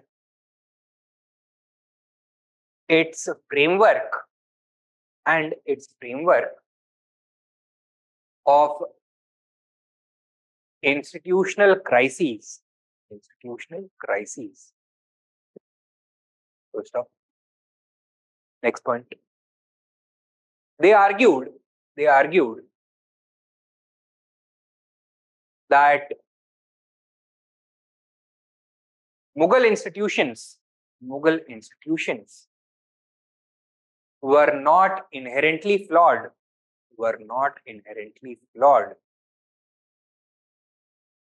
Full stop. Rather,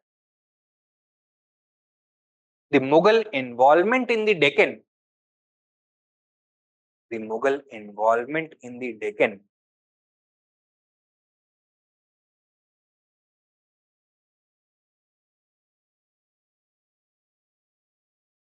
created stresses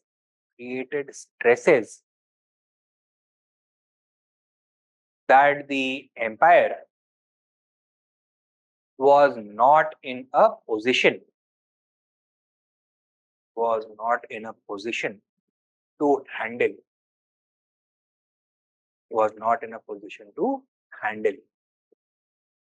Full stop. Next point. The lengthy Deccan campaign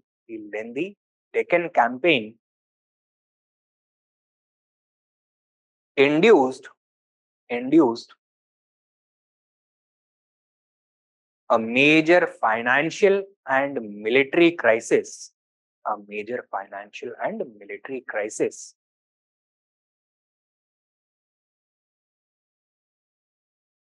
And caused a sudden shortage of jagirs.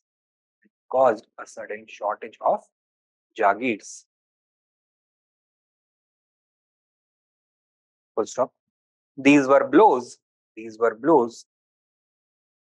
from which the Mughal Empire could not recover.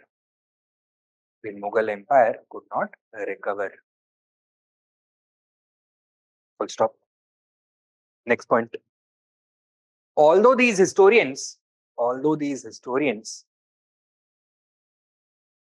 tried to offer a fresh perspective,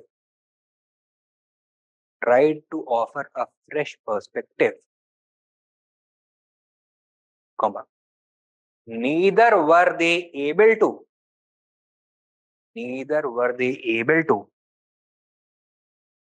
move away from the empire-centric approach of the Aligarh historians,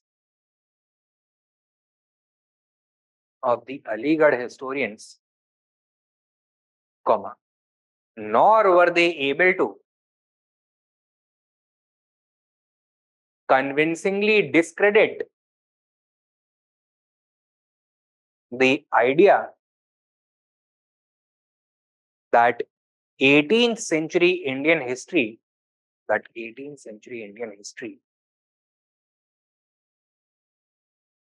was characterized by a major crisis.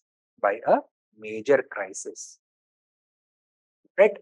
So Marxist historians had argued that with the decline of the Mughal Empire, India experienced a significant crisis where it experienced political instability, economic decline, and the onset of foreign rule. right? These historians partially tried to address that by saying that Mughal decline did not necessarily mean a major crisis in overall political and economic conditions in India, but they were not able to do so convincingly. इतना समझ में आया guys? Is this much clear?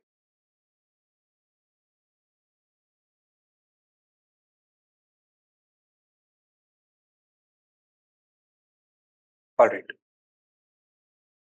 तो ये हो गया the empire centric approach, and finally we have the region centric approach. Write down a region centric approach. B और ये दो होना चाहिए, 2.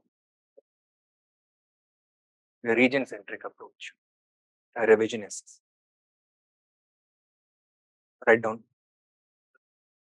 Since the 1980s, comma,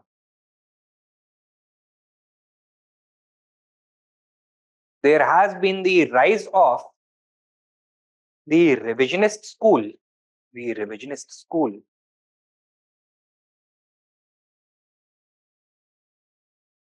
in Mughal history. Full stop.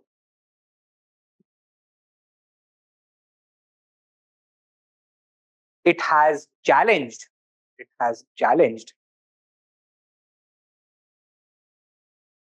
the empire-centric crisis framework of Mughal decline. The empire-centric crisis framework of Mughal decline put forward by the Aligarh school.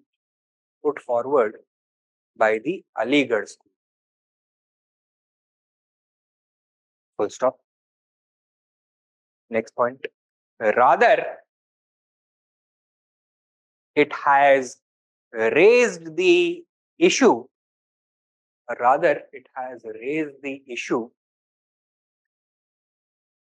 of economic prosperity at the regional level.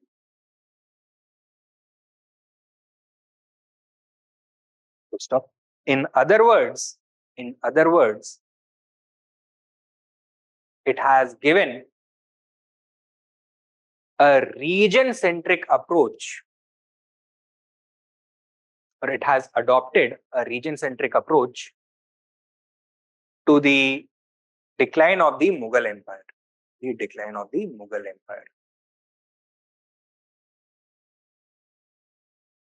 Full stop.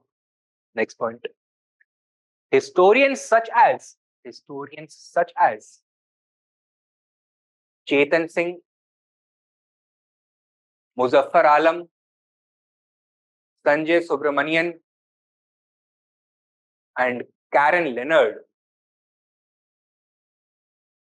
Chetan Singh, Muzaffar Alam, Sanjay Subramanian,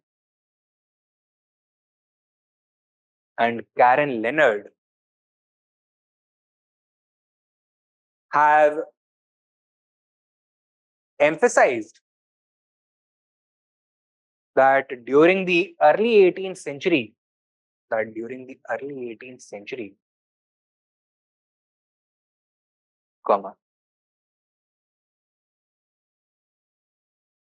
some regions such as Bengal, Awadh, and Hyderabad began experiencing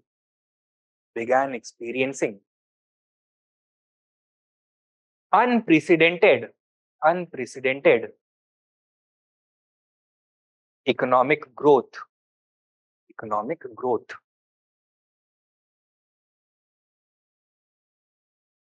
Full stop. Next point. This growth was was facilitated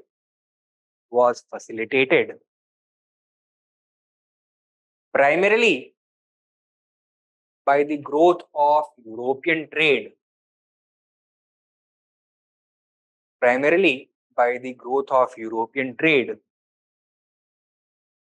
with these regions,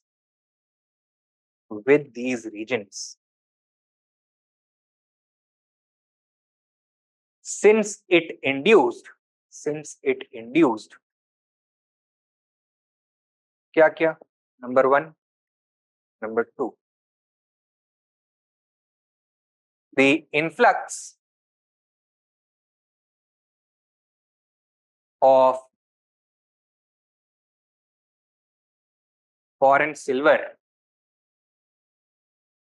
So the Europeans were purchasing large quantities of finished products and agricultural produce from these regions, which they were balancing by bringing in bullion, silver and gold from Europe to these regions. So number 1, an influx of foreign silver, and number 2, the growth of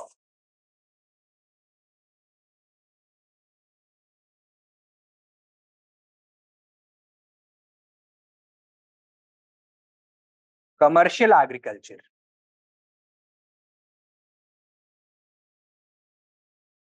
Right. When we say commercial agriculture, we mean the cultivation of cash crops. So this process is also referred to as the commercialization of agriculture. Within brackets, you can write the cultivation of cash crops.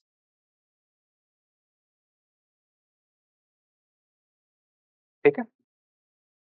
So growth of European trade, which induced, number 1, the influx of foreign silver, and number 2, the growth of commercial agriculture or the cultivation of cash crops. Now, next point, likho. According to this school, comma, different regions always felt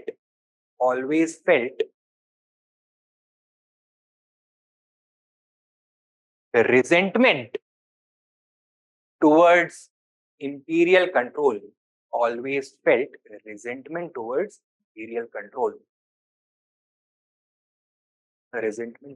imperial control. Since it was resulting in the constant drain of regional resources towards the center.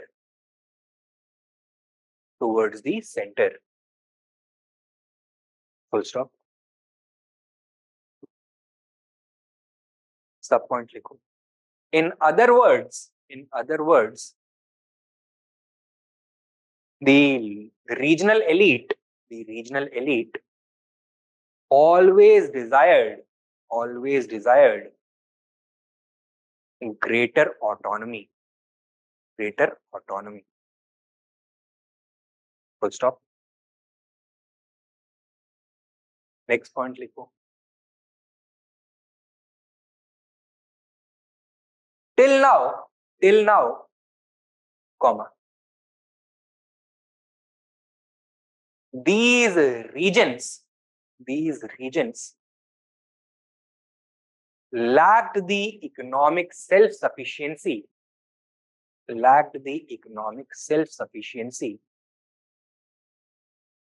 to assert regional autonomy.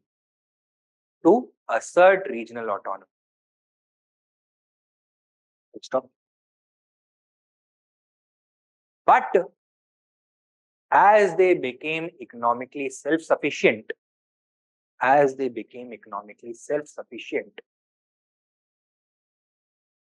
they began discarding imperial control,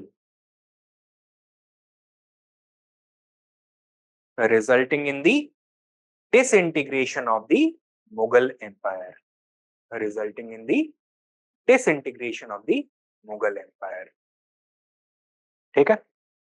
Now, these historians have also pointed out the role of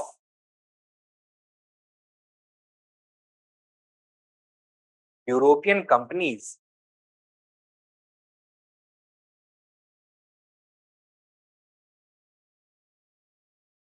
in inducing regional powers to break away from imperial control in a more indirect manner. Right? Now, look,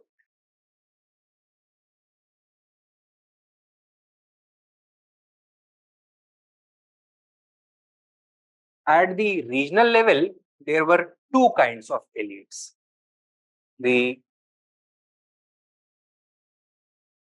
political elite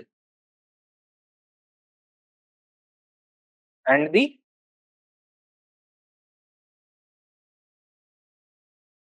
economic elite.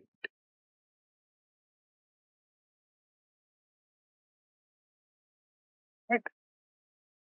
If we were to take the political elites, it would include officials such as the Subedar or the provincial Diwan or the provincial Bakshi, etc. Right? Their subordinates, various Mughal Mansabdars or Jagirdars,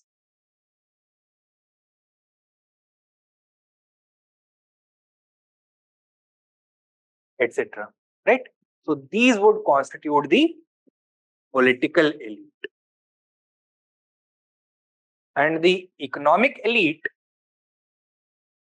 was constituted by, firstly, the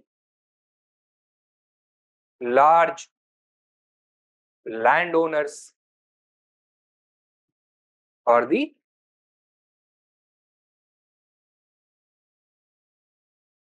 zamindars. Now, in the case of zamindars, they also had political power. So, zamindars इस group में भी आ सकते हैं, इस group में भी आ सकते हैं. But since we are talking about economic elite only, तो यहाँ पे ये बाकी सारे groups तो नहीं involve होंगे, but zamindars are definitely going to be here. Then, with the emergence of European commerce, several large Indian banking houses, Indian merchants had also profited immensely. Bankers and merchants. Right? Now, what was the relationship between the political elites and the economic elite? The economic elite depended upon the protection and support of the political elite to preserve their wealth and augment their wealth further. Now, they were allowed to conduct their business, their activities with the permission of the political elite, and the political elite benefited from the economic support that these groups were ready to provide them. So, a patron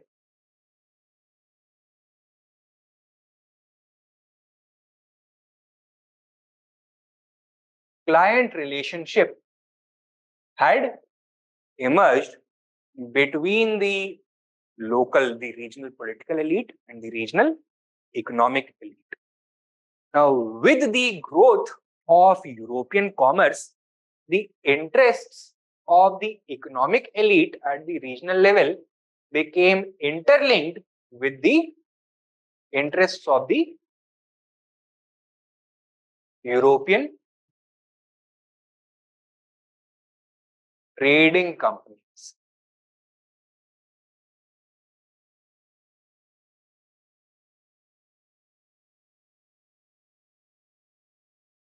ठीक है. And what did the European trading companies want? They wanted greater and greater privileges. They did not want to pay excessive amount of taxes on their trade. Now, the economic elites would also have benefited from this, since their largest trading partners were the European trading companies, and the reduction of taxes would have resulted in an increase in the volume of trade and thus profits for the economic elite. It was also in the interest of the regional political elite to see their own, you can say, allies becoming stronger, benefiting. Thus, the political elite was in an indirect alliance with the European trading companies through the association of their direct clients. And since both of them understood that imperial control was the main reason for high taxes on foreign trade, therefore, both of them supported the bid of the local political elite to break away from imperial control. They promised they promised immense amounts of economic assistance to the local elite to break away from Mughal control, to overthrow the yoke of imperial authority, and in return give them some economic privileges. Right? So, ये समझ में आया है guys? Is this relationship clear? All right. So, next point, write down under this only.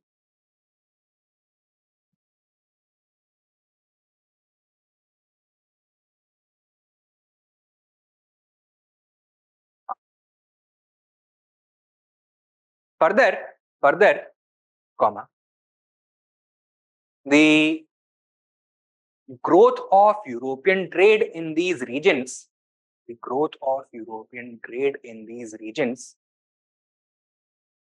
also resulted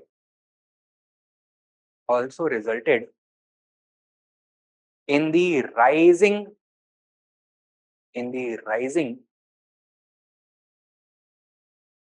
alliance between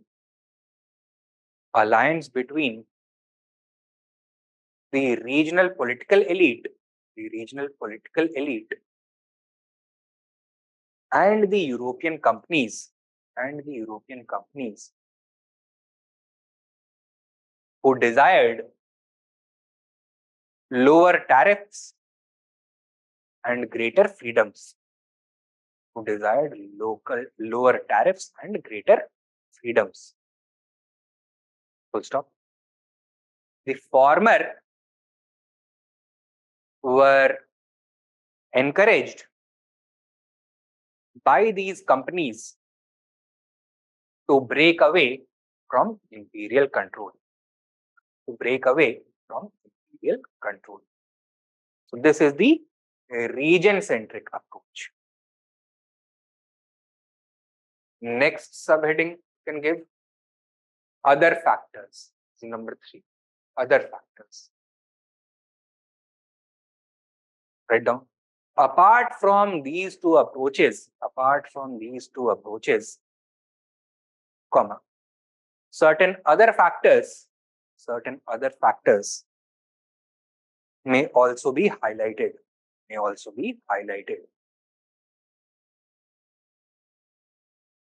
लिखो इसमें.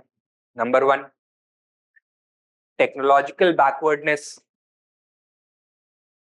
of the Mughal Empire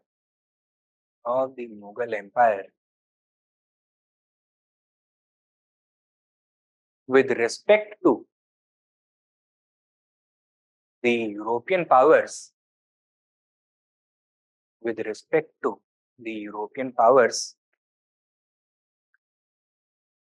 doomed its fate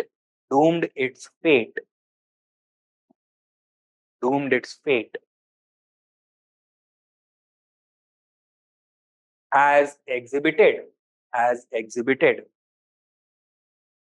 by the Battle of Buxar. Number 2, foreign invasions such as the ones by Nadir Shah and Abdali in 1739 and 1761 respectively. 1739 and 1761 respectively shattered Mughal prestige permanently. Shattered Mughal prestige permanently and exposed their weakness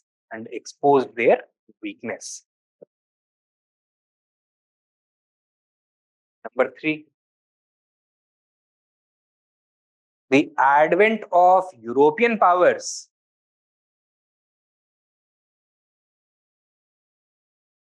who had transformed themselves from trading companies into regional political players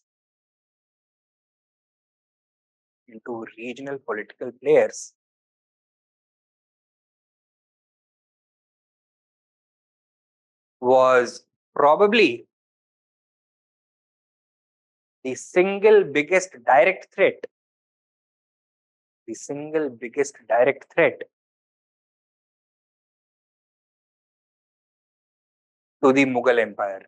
to the Mughal Empire. Full stop. These were not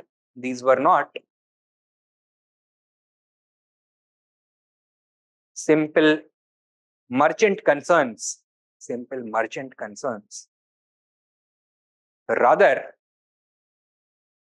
they were backed by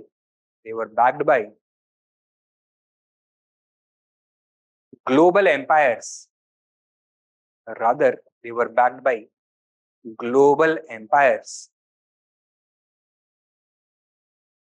With immense national and colonial resources.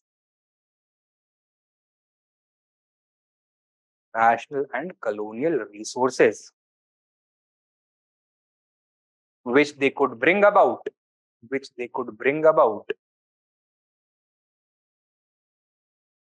in a highly effective manner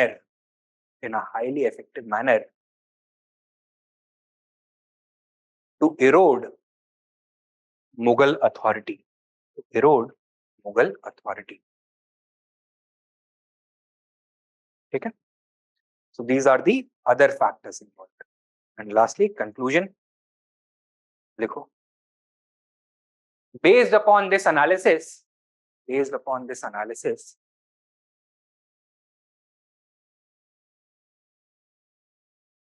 we find that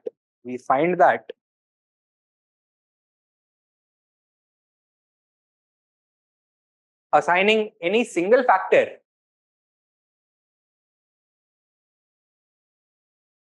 to the process of Mughal decline,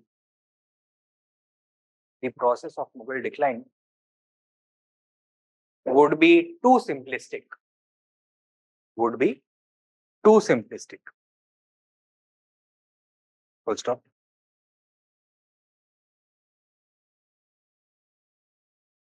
Next point. Mughal decline was a lengthy and complicated process.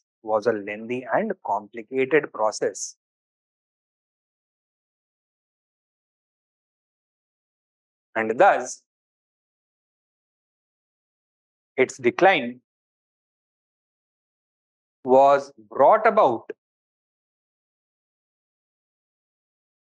by a combination of several factors.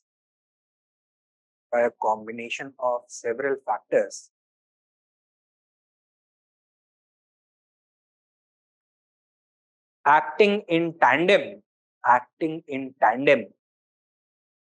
with each other.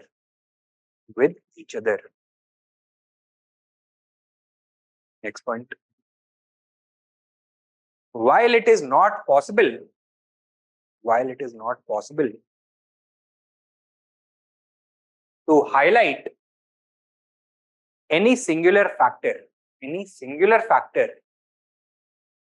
comma, this debate has definitely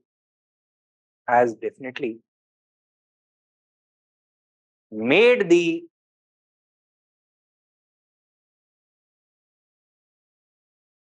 process of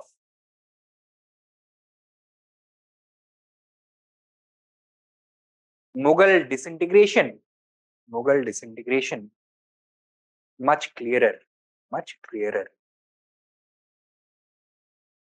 Full stop. At the same time, further research is necessary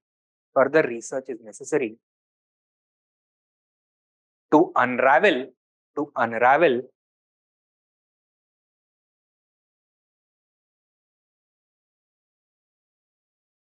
this process entirely. Right? So that is the debate regarding the decline of the Mughal Empire. Now, quickly go through all these questions, and there are 6 questions. Yes. And let me know if there is a problem with any of them. Mughal decline was primarily the result of Aurangzeb's mistakes. Comment. The disintegration of the Mughal Empire was the result of institutional factors. Discuss the empire-centric approach to explain the decline of the Mughal Empire. Discuss the role of the Jagirdari crisis in precipitating the decline of the Mughal Empire. Discuss the Aligarh school's approach towards the Mughal decline. Discuss the region-centric approach to understand the decline of the Mughal Empire. Will you be able to address them, or do you need clarifications with one or more of them?